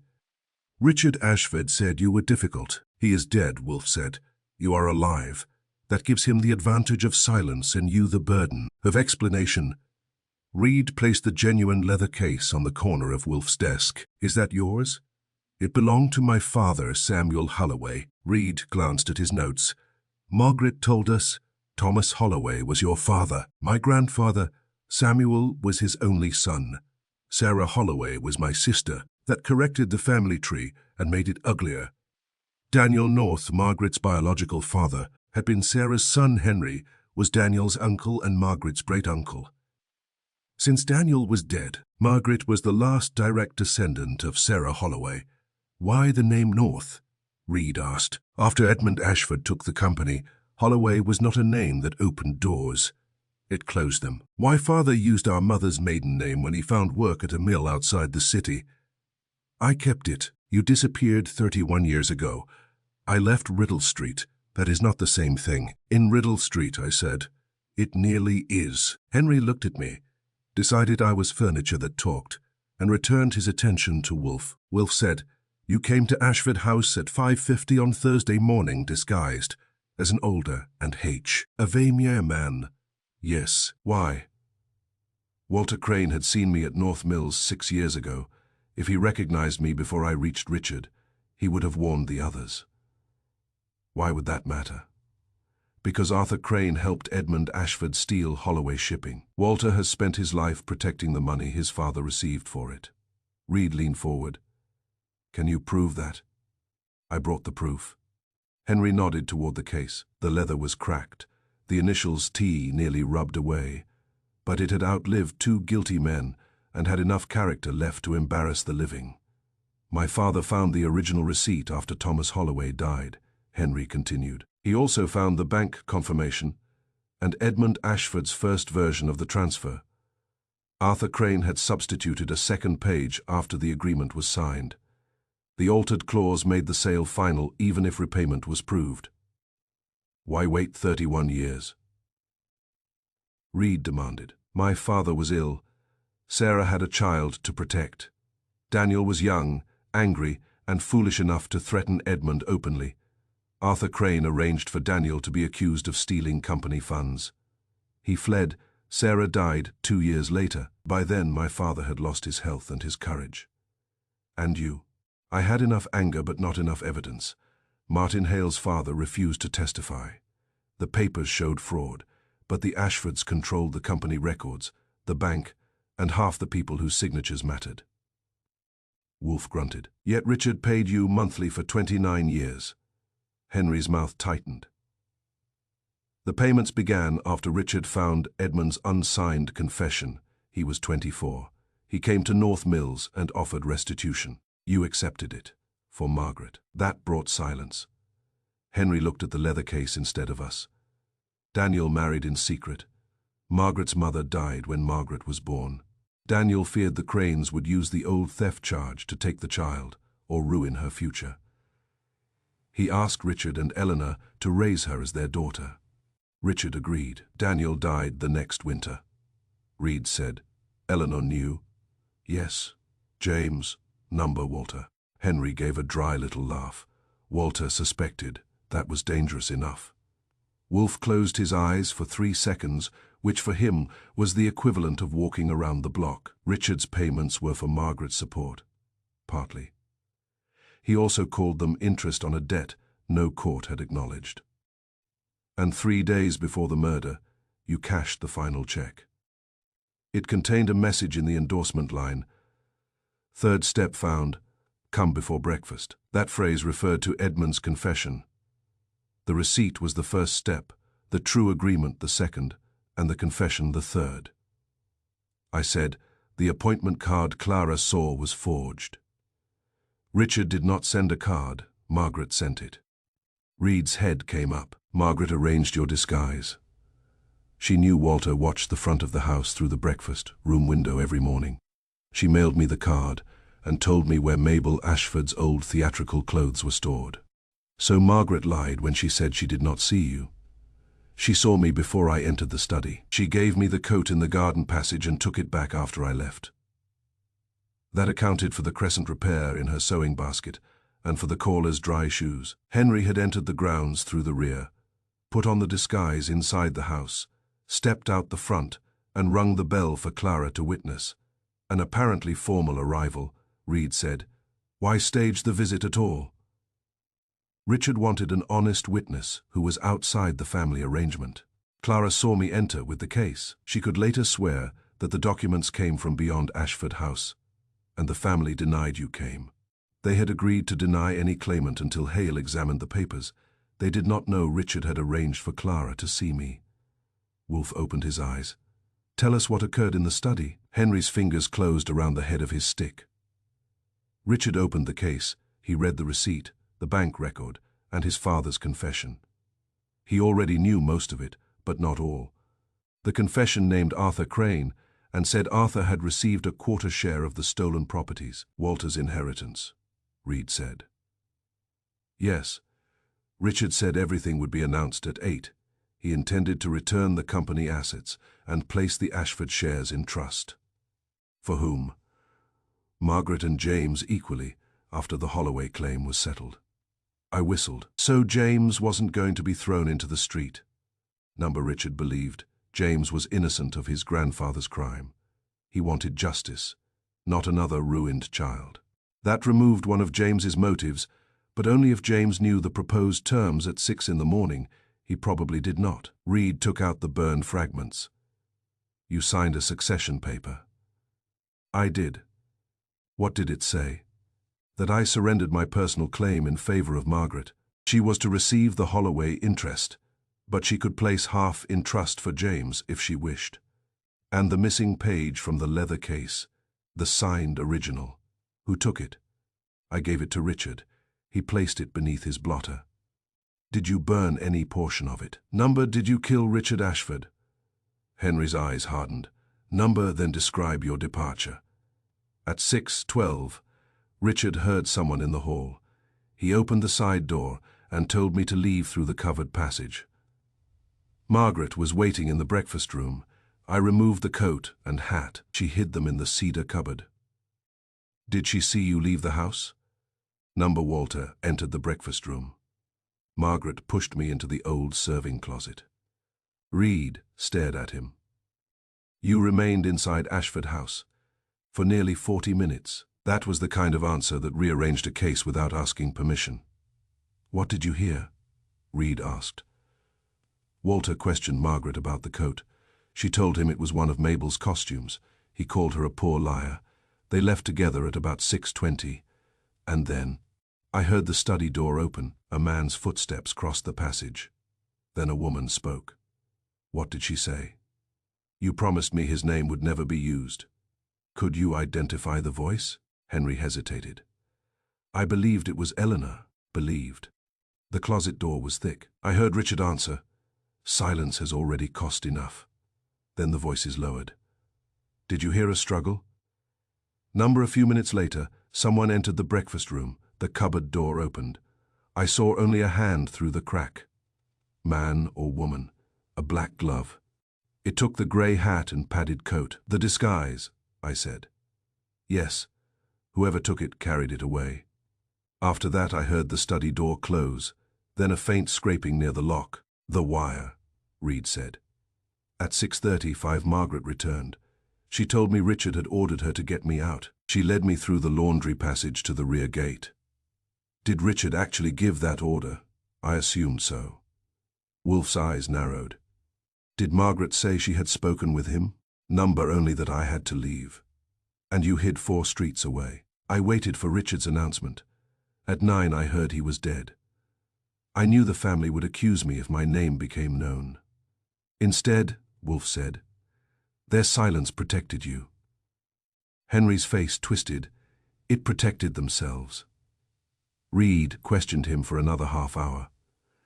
But the bones of it did not change. Henry had carried the proof into the study. Richard had accepted it. Henry had left the room alive and hidden in the serving closet. Someone had entered after him, confronted Richard, removed the signed succession page, and used the abandoned disguise to confuse the trail. After Reed took Henry to identify the closet and passages, I turned to Wolfe. Eleanor's voice in the hall, Walter's tobacco on the false case, Margaret lying about Henry, and Martin Hale with a father whose silence could ruin the family business. We're rich, we are cluttered, Wolfe said. Do you believe Henry? Substantially. Why? He corrected Margaret's account in a way that diminished his own legal standing. He admitted accepting money. He admitted hiding in the house. He supplied facts that can be tested. A practiced liar chooses safer ground. I leaned against my desk. Eleanor told Richard that Henry's name was never to be used. Perhaps. You don't think it was her voice? I think Mr. North heard a woman through a wooden door. Certainty would be fatuous. Then who feared the proof most? Wolfe frowned at the empty chair Henry had occupied. Not the man who would inherit by it. Not Margaret, whom it established as the Holloway descendant. Not James, whom Richard intended to protect. The proof chiefly endangered the person whose present wealth depended upon Arthur Crane's share of the theft. Walter, his position is conspicuous, not conclusive. The murderer did not destroy the entire case. He removed the succession page and tried to manipulate who would inherit after Richard died. That act was not merely defensive. You mean the killer wanted the old fraud exposed? In part, the receipt would ruin Edmund Ashford's name, the confession would stain Arthur Crane's. Yet without the succession page, the disposition of the recovered property would remain uncertain and could be contested for years. So Richard was killed for control of the settlement. And for silence, two appetites often dine together. The telephone rang, I answered. It was Reed, calling from Ashford House. His voice had lost its usual calm. The serving closet had been searched. Behind a loose panel, the police had found a narrow steel instrument, 8 inches long with a polished bone handle. The point carried dried blood. Richard's missing desk awl had not been missing after all. It had been hidden in the very closet where Henry North claimed he had waited. Reed asked for Wolfe. I handed him the receiver. Wolfe listened without interruption. "No," he said finally. "Do not arrest Mr. North." Another pause, because the weapon was placed where his story would lead you. If he had hidden it there himself, he would not have mentioned the closet. Wolfe returned the receiver to its cradle. "The family would not speak Henry North's name," he murmured. "Now someone has arranged for the murder. A weapon to speak it for them. That is excessive. When a fact is forced to shout, Archie. Look for the ventriloquist." Chapter 8. The last conversation before breakfast. By the time Thomas Reed returned to West 35th Street, he had the murder weapon in a steel box, Henry North in a guarded room downtown, and the expression of a man who had acquired 3 answers and disliked all of them. He put the box on my desk. Inside lay Richard Ashford's desk awl. It had a polished bone handle and a narrow steel point made fess, or piercing heavy shipping papers. The laboratory had found Richard's blood in the groove beneath NIST. E-tip. There were no useful fingerprints. Wolfe looked at it and scowled. A clumsy object for murder. It was available, Reed said. Richard used it every day. Then the killer chose convenience, or planned to make the crime look sudden, perhaps, but hiding it in the serving closet was planned. Reed sat in the red leather chair. Henry North says he never saw it, of course. You believe him because he told us about the closet. I believe that only a nincompoop would direct the police to his hiding place. Mr. North is frightened, stubborn, and sentimental. He is not a nincompoop, I said. That still leaves the question of who put it there. Reed took a folded sheet from his pocket. Clara Bell has remembered something else. Wolfe made a face. Memory should not arrive by installments. She had reason to suppress this part. At 6:16, while she was carrying linen upstairs, she saw Walter Crane standing near the covered passage. He was watching the side door of Richard's study. So Walter knew Henry had not left by the front entrance, I said. Yes. Clara says Walter followed him into the breakfast room. Did she see him enter the serving closet? Number she heard Margaret and Walter arguing. Then Walter came out alone. He went toward the study. Wolfe's eyes half closed. That was your second caller. Reed nodded. Henry came with evidence. Walter followed him into the house's private passages and entered Richard's study after Henry departed. Have you confronted him? Not yet. I wanted more than Clara's recollection. A commendable appetite. Reed had found more. The laboratory had examined the red dust on Walter's shoes. It matched the brick powder from Thet. E-covered passage, not the garden path.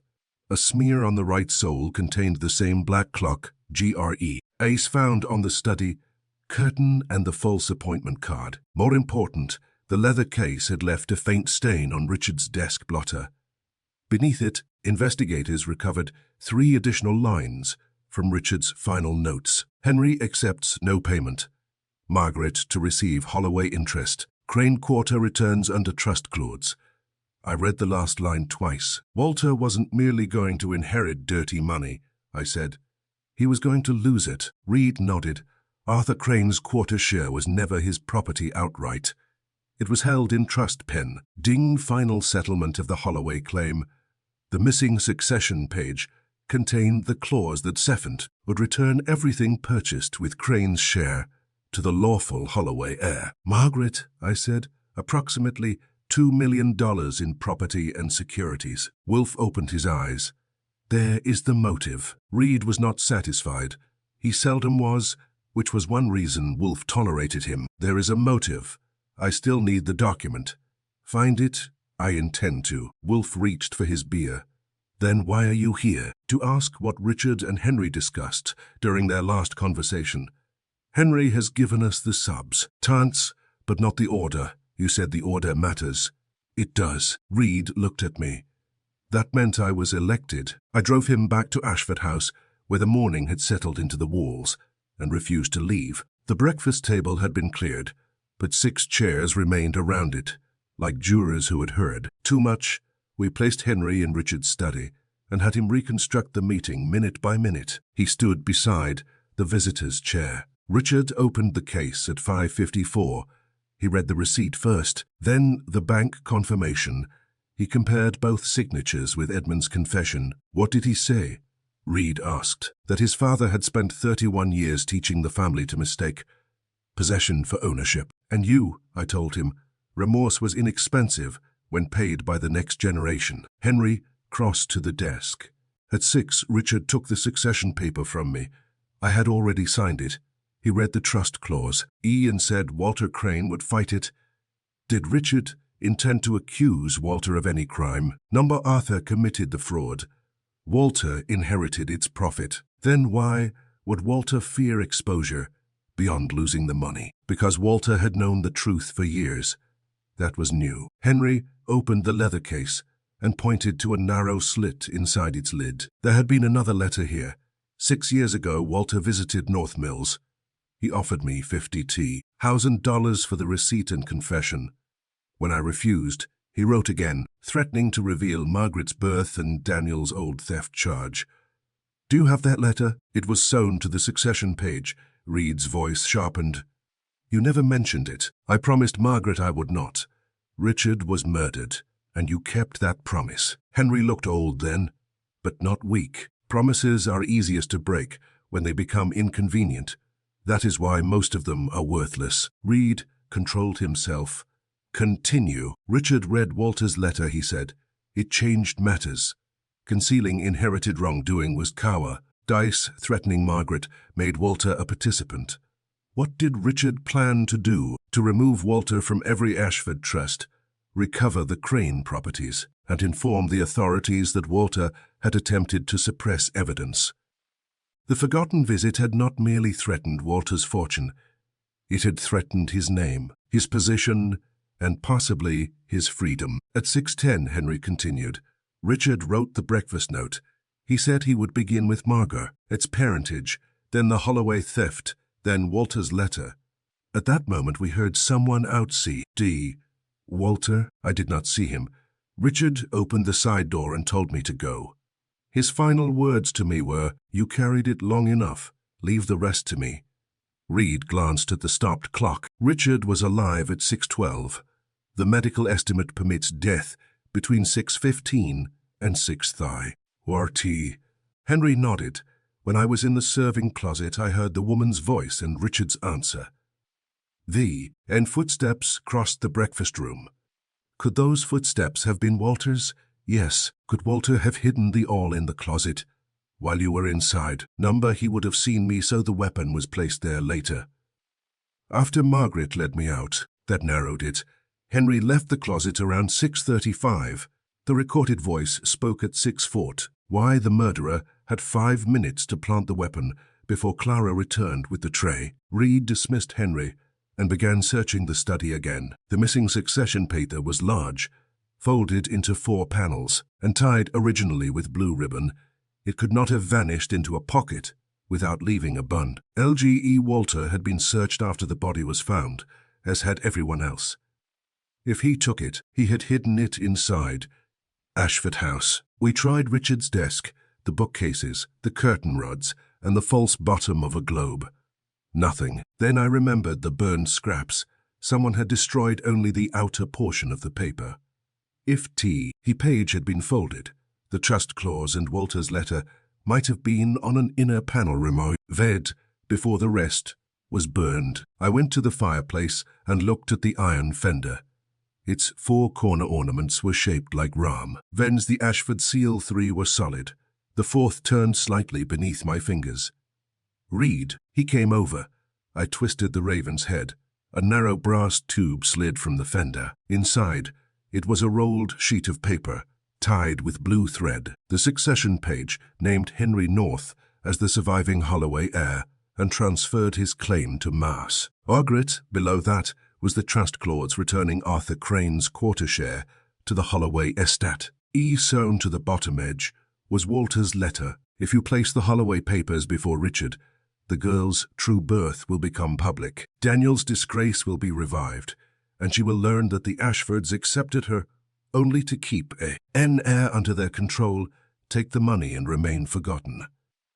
The signature was W. Crane. Reed read it once and handed it to me. Walter had motive, he said, but why hide the paper in Richard's own fender? To retrieve it later, I said.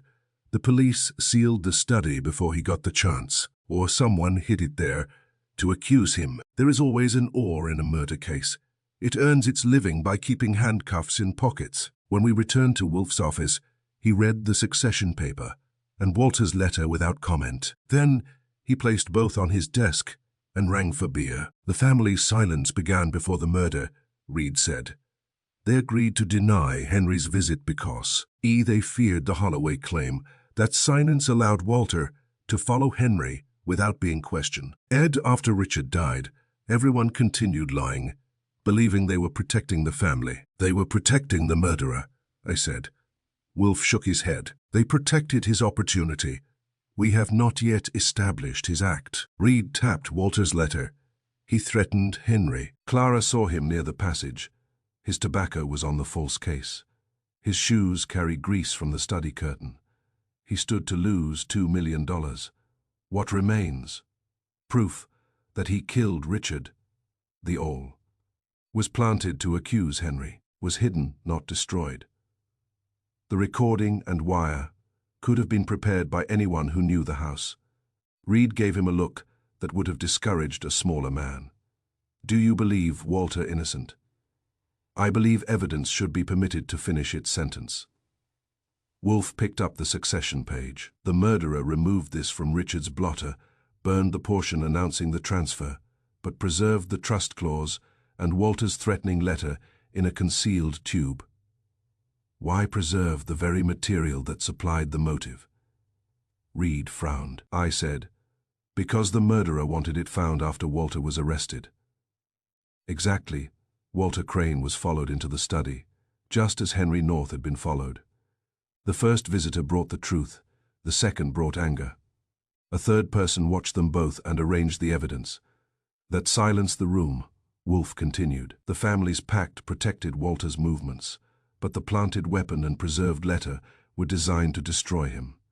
Someone wanted Richard dead, Henry suspected, Walter convicted, and Margaret established as the Holloway heir. Reed's eyes narrowed. Margaret benefits. She does, but benefit is not proof. Then who followed Walter?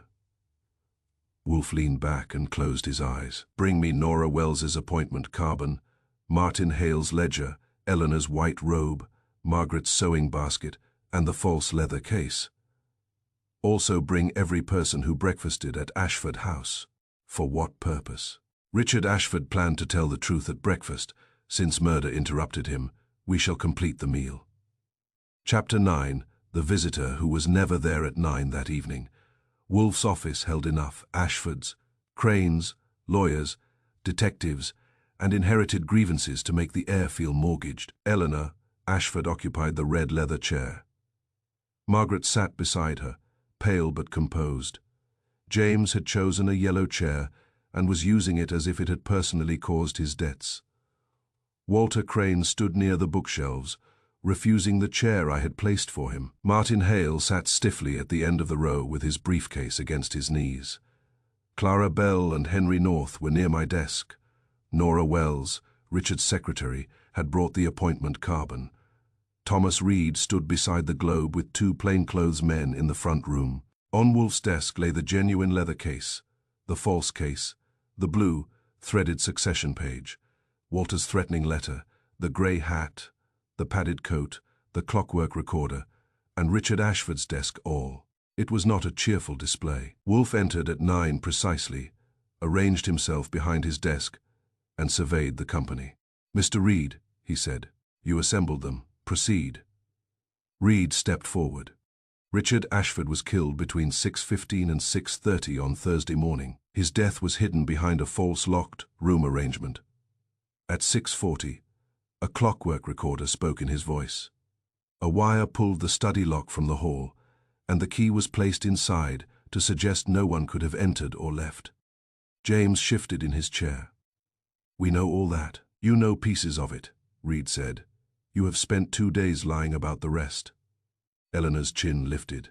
"We were protecting Richard's reputation. Number, you were protecting the Ashford name, the Crane fortune, the Hale Law Office, and your own shares. Richard needed no protection from the truth. He intended to tell it." Reed picked up Nora's carbon copy. At 5:45, Richard expected a man named North carrying the original Holloway receipt, Edmund Ashford's confession, and the true transfer agreement. Richard arranged for Clara Bell to admit him. He planned to gather the family at 8, with Martin Hale as witness. Martin adjusted his glasses. "I knew only that Richard wished to discuss an old settlement." Wolfe made a small sound of disgust. "You wrote Holloway settlement in your private ledger, Mr. Hale. Economy with the truth is still falsification." Martin looked down. Reed continued. At 5:50, Clara admitted the caller. Every member of the family later denied he existed. Clara's account was accurate in nearly every detail. The dark coat, grey hat, black gloves, short steps, lowered shoulder, and leather case. Clara sat straighter. "The visitor was Henry North," Reed said. "His real connection to the Ashfords was deliberately concealed. His father was Samuel Holloway, son of Thomas Holloway, whose company Edmund Ashford obtained through fraud. Henry was also a first cousin of Margaret's father, Daniel North, making Margaret the surviving Holloway descendant."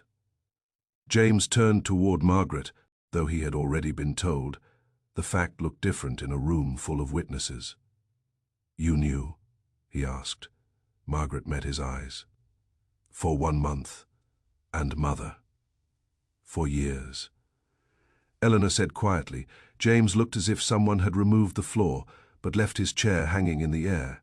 Reed lifted the genuine case. "Henry did not come to threaten Richard. He came to give him evidence. The repayment receipt, the unaltered transfer, a bank confirmation, and Edmund's confession. Those papers proved that Edmund Ashford and Arthur Crane stole Holloway shipping and diverted its property." Walter's face remained controlled. "My father is dead. He cannot answer accusations." "He answered them while alive," Reed said, "through payments, letters, and his signature." He displayed Walter's letter. 6 years ago, Walter Crane offered Henry money to surrender the evidence. When Henry refused, Walter threatened to expose Margaret's birth and revive the false charge against Daniel North. Walter looked at Wolfe. "That letter was stolen from me." "No," Henry said. "It was sent to me." Reed placed the letter beside the succession paper. On Thursday morning, Henry signed away his personal claim in Margaret's favor. The same paper required the property, acquired through Arthur Crane's share, to be returned to the Holloway estate. Walter stood to lose nearly $2 million. "There is your murderer," James said. "Be quiet," Wolfe snapped. James obeyed. Reed walked to the center of the room. Henry entered Richard's study at 5:50. He left it at 6:12 through the side passage. Walter watched him go. Clara saw Walter near the passage and later saw him walking toward the study. Walter followed Henry into the room. Walter smiled without warmth. "To argue, Inspector, not to kill." "So you admit entering?" "I never denied speaking to Richard that morning." "You denied knowing there had been a visitor." "That was the family agreement." "Exactly, your family's lie gave you protection. Since no visitor had officially arrived, no one could explain why you were watching the passage or why you followed him." Wolfe shifted in his chair. "Mr. Reed, you are approaching the point. Do not trample it." Reed accepted the correction. Walter found Richard with the Holloway documents, they argued. Richard told him he would expose Arthur Crane's fraud, recover the trust property, and report Walter's attempt to suppress evidence. Walter left the study angry. Walter folded his arms. Then I did not kill him. Not at that moment, Wolfe said. Everyone turned toward him. Wolfe's gaze moved from Walter to the grey hat. Mr. Crane entered the study twice. Walter's eyes changed. It lasted less than a second, but I saw it, Wolfe continued. The first visitor of the morning was Henry North. Clara described him carrying the leather case in his right hand and presenting the card with his left. That detail was never printed, never mentioned in the family's presence, and never disclosed by Mr. Reed during the initial questioning. He picked up the false leather case. Yet on Thursday afternoon, before Clara had given her full account, Mr. Crane said the caller could not have carried that narrow case in his right hand because his right shoulder was lame. Walter shrugged. Clara must have mentioned it. She did not, Reed said. You may have. I did not. Wolfe's voice hardened.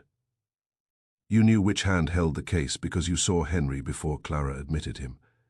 You watched from the breakfast room window as Margaret supplied the disguise in the covered passage. You knew the caller was not a stranger. You knew he had entered from the garden, stepped outside, and rung the front bell to create an independent witness. Walter's mouth tightened. That proves I saw him. It proves more. You prepared the decoy case before the murder. Your pipe tobacco was embedded in its lining. The counterfeit card was stamped with grease from the small press in your room. You intended the police to find a false case containing blank papers, gloves, and the recorder. You hoped they would conclude that the unknown visitor had staged Richard's death and fled. Martin Hale stared at him. Walter, don't be absurd. Reed picked up the padded coat. The black grease on your shoe came from the study curtain beside the passage door. Red brick dust from the passage was on your sole. You entered Richard's study after Henry left. I admitted that. The first time, Wolfe said, you argued with Richard and departed. Eleanor then entered. Eleanor's hands closed together. Yes, she said, I begged Richard not to reveal Margaret's birth publicly. I told him he had promised never to use Daniel's name. He said silence had already cost enough. I left him alive. Henry looked at her. It was your voice.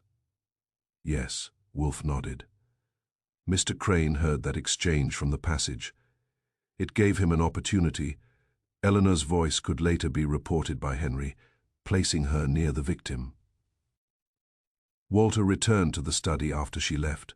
Walter laughed and killed Richard with an awl, recorded his voice, locked the door, planted the weapon, burned papers, hid papers, and walked into breakfast without a mark. You have constructed an acrobat. No, Wolfe said.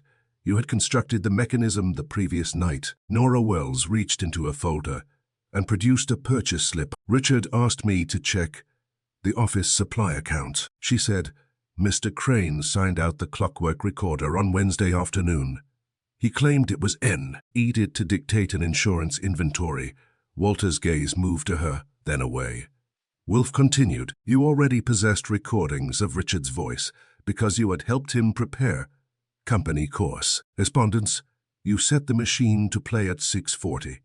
You attached the locking wire before Henry arrived, leaving it slack along the baseboard. After stabbing Richard, you started the recorder, left through the ordinary door, pulled the lock, and concealed the remaining wire. And the A-ball, Walter demanded. You hid it in the serving closet after Margaret let Henry out. You knew Henry had waited there. Becca, you had seen Margaret push him inside. When the closet was finally searched, the weapon would condemn the man, whose existence the family denied. Walter looked toward Reed's offices. Wolfe leaned forward. But you made one error of sequence. The closet's lower shelf had been freshly painted on Wednesday. The A-double rested upon it before the paint fully hardened. A ridge of blue paint dried along the bone handle. Reed opened the steel evidence box and held up the A-ball. A thin blue line marked one side of the hand. Lee. Sen, the weapon was placed there no later than 6:38, he said.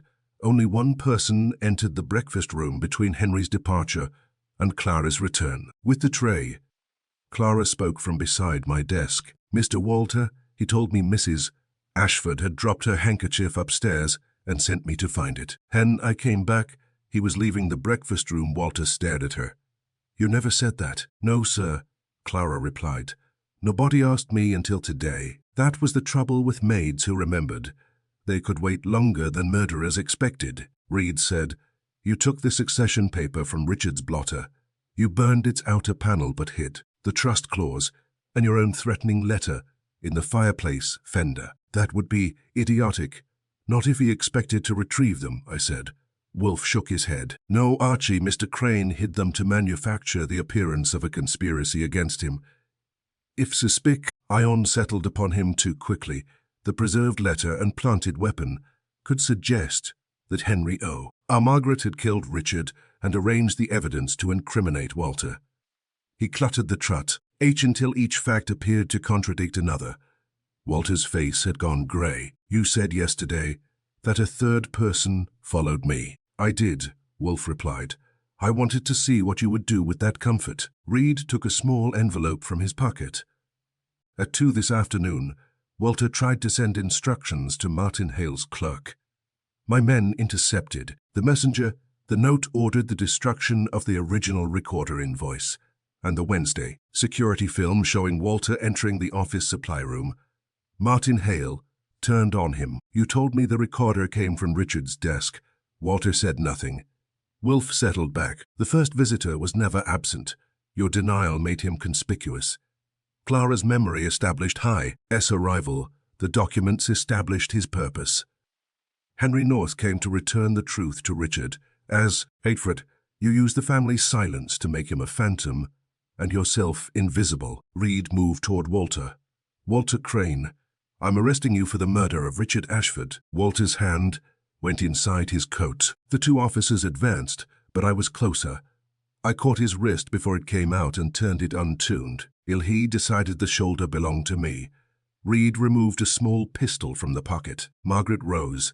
"You killed him for money." Walter looked at her with an expression emptied of everything but spite. "For a name," he said. "Money can be replaced." Reed secured his wrists. That was not a confession, but it was close enough to make one impatient for the rest. As the officers led Walter toward the hall, Wolfe spoke. "You feared the Holloway name because it proved the Crane name had been purchased.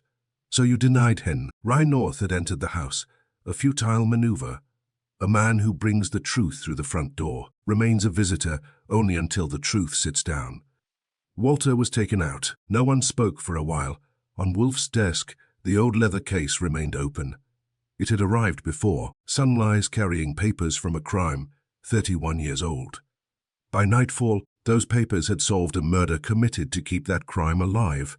Wolfe reached for his beer. "Mr. Reed, tomorrow we shall dispose of the remaining lies." Reed glanced toward the hall. "You expect Walter to confess?" "Number, I expect facts to make his preference irrelevant." Chapter 10. The morning that changed everything. Walter Crane confessed at 10:14 the next morning. Though confessed gives a cleaner picture than the one Thomas Reed brought to West 35th. St. Reed, Semonti. According to Reed, Walter spent the night denying that he had killed Richard Ashford. At 9, Reed placed the recorder invoice, the security photograph, the threatening letter, and the desk all before him.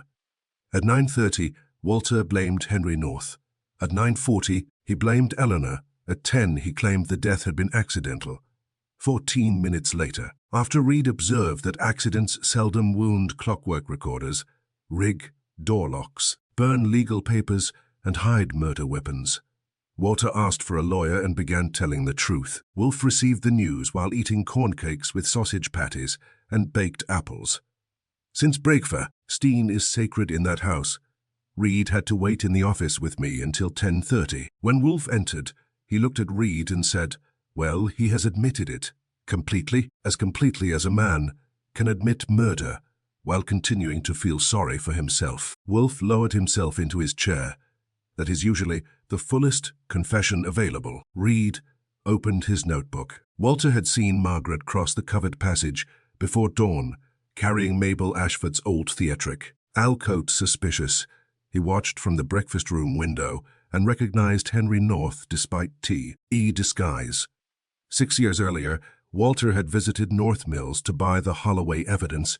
Henry's refusal had left Walter afraid that the old papers would someday return. On Wednesday evening, Walter overheard Richard instruct Nero Wolfe to obtain a clockwork recorder. Icard wanted to record a statement in case Henry failed to appear. Walter collected the machine himself, copied Richard's voice from an old company dictation cylinder, and recorded the sentence Clara later heard through the study door. He prepared the wire beneath the baseboard, forged the appointment card, and placed the false case in the garden shed. At that stage, he claimed he had not decided to kill Richard.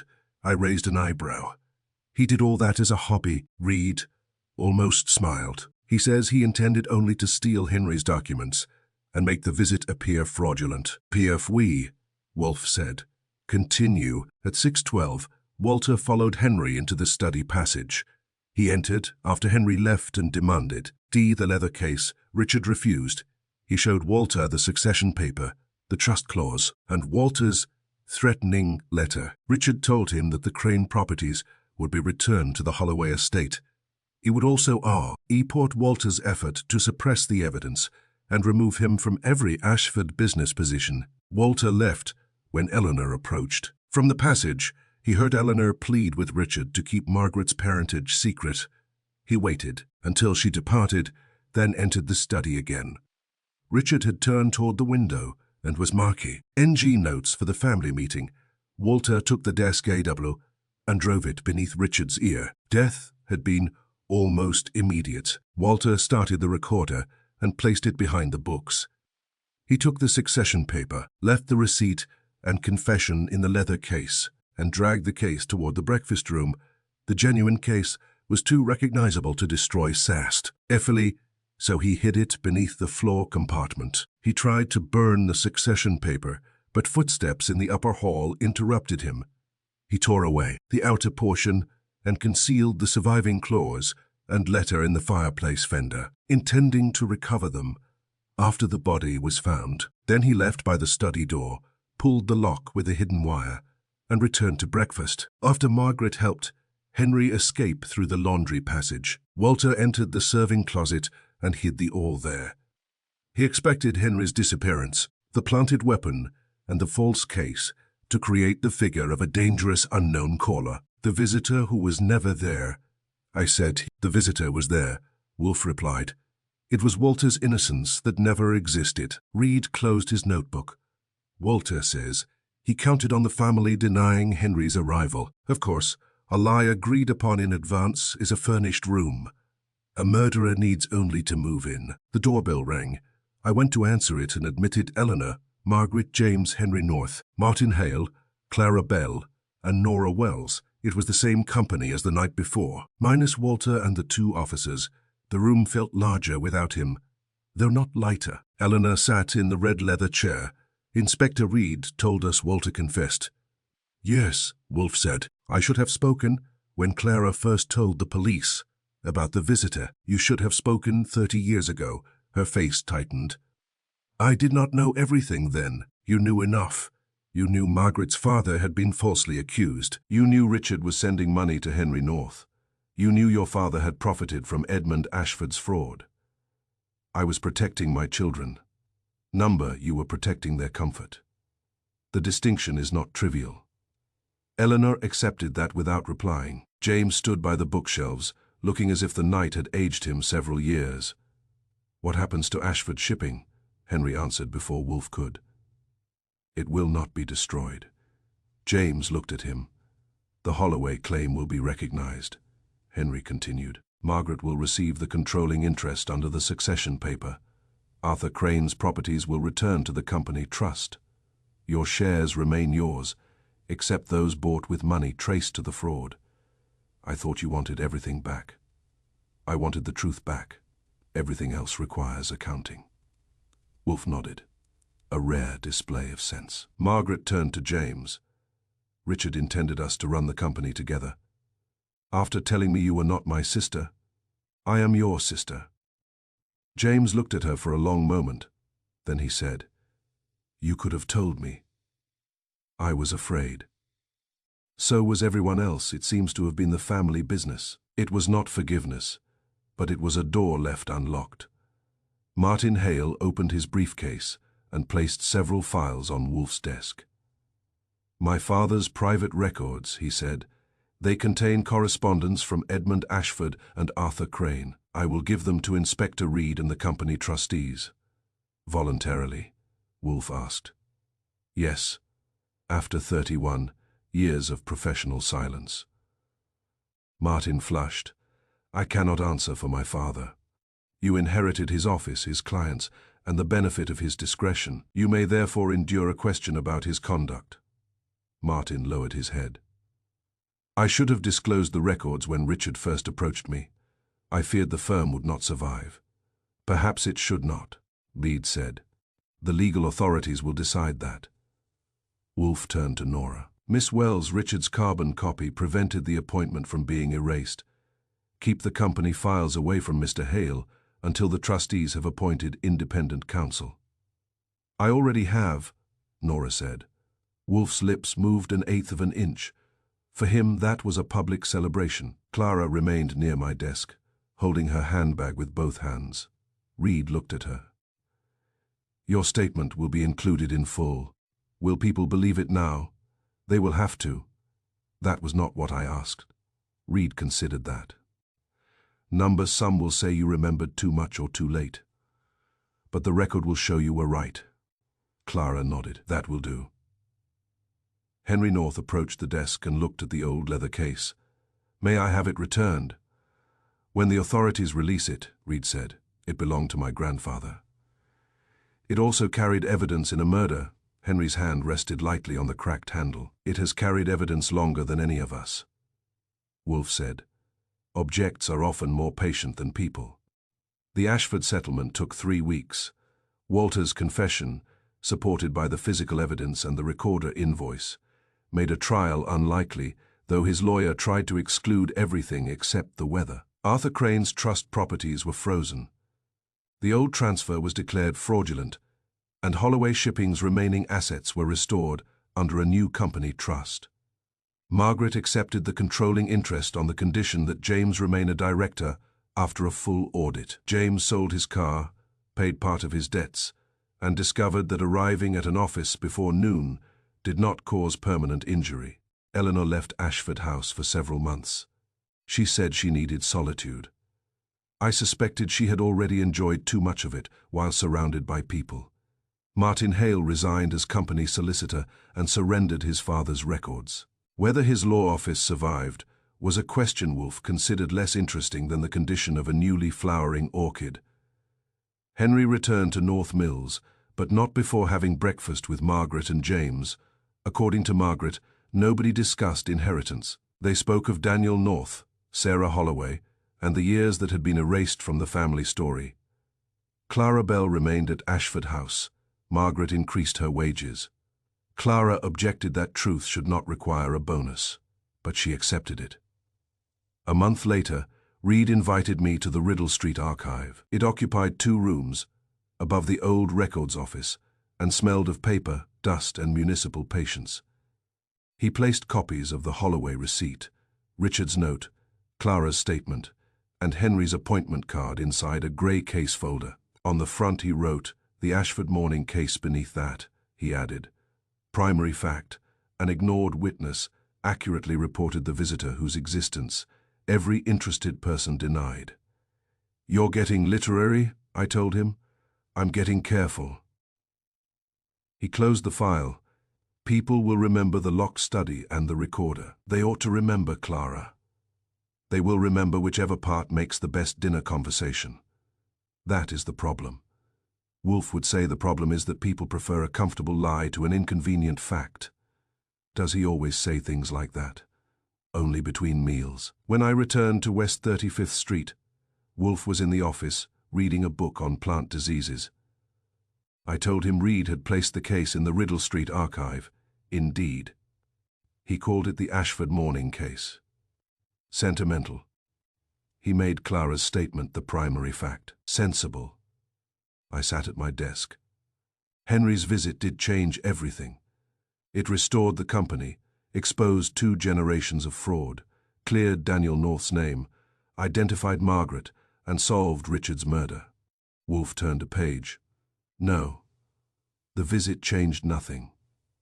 I waited. The fraud had occurred. Margaret was a Holloway descendant. Walter was a blackmailer and a murderer. Clara had seen Henry enter. Those facts existed before anyone acknowledged them. Then what changed? People were compelled to stop denying them. That was Wolfe. If the sun rose after a week of rain, he would grant that the light had become noticeable, but refuse to credit the sun with originality. Riddle Street returned to its habits. Curtains opened. Milk bottles appeared on doorsteps. Ashford House resumed serving breakfast, though no one there again regarded the hour as harmless. People still told the story of the well-dressed caller who arrived before sunrise, carrying a leather case from a forgotten past. Some said he came seeking revenge. Others said he came to claim a fortune. Both versions were wrong. Henry North came to deliver evidence. Clara Bell opened the door. Richard Ashford chose to tell the truth, and Walter Crane, knowing what that truth would cost him, committed murder beneath the protection of a lie. The whole family had agreed to tell. The caller stayed less than half an hour. His visit uncovered 31 years of fraud, broke an inherited silence, and gave a dead man's final decision the witness it needed. In Riddle Street, they remember him still. Not because he arrived before breakfast, but because after he left, nothing hidden in Ashford House could remain asleep.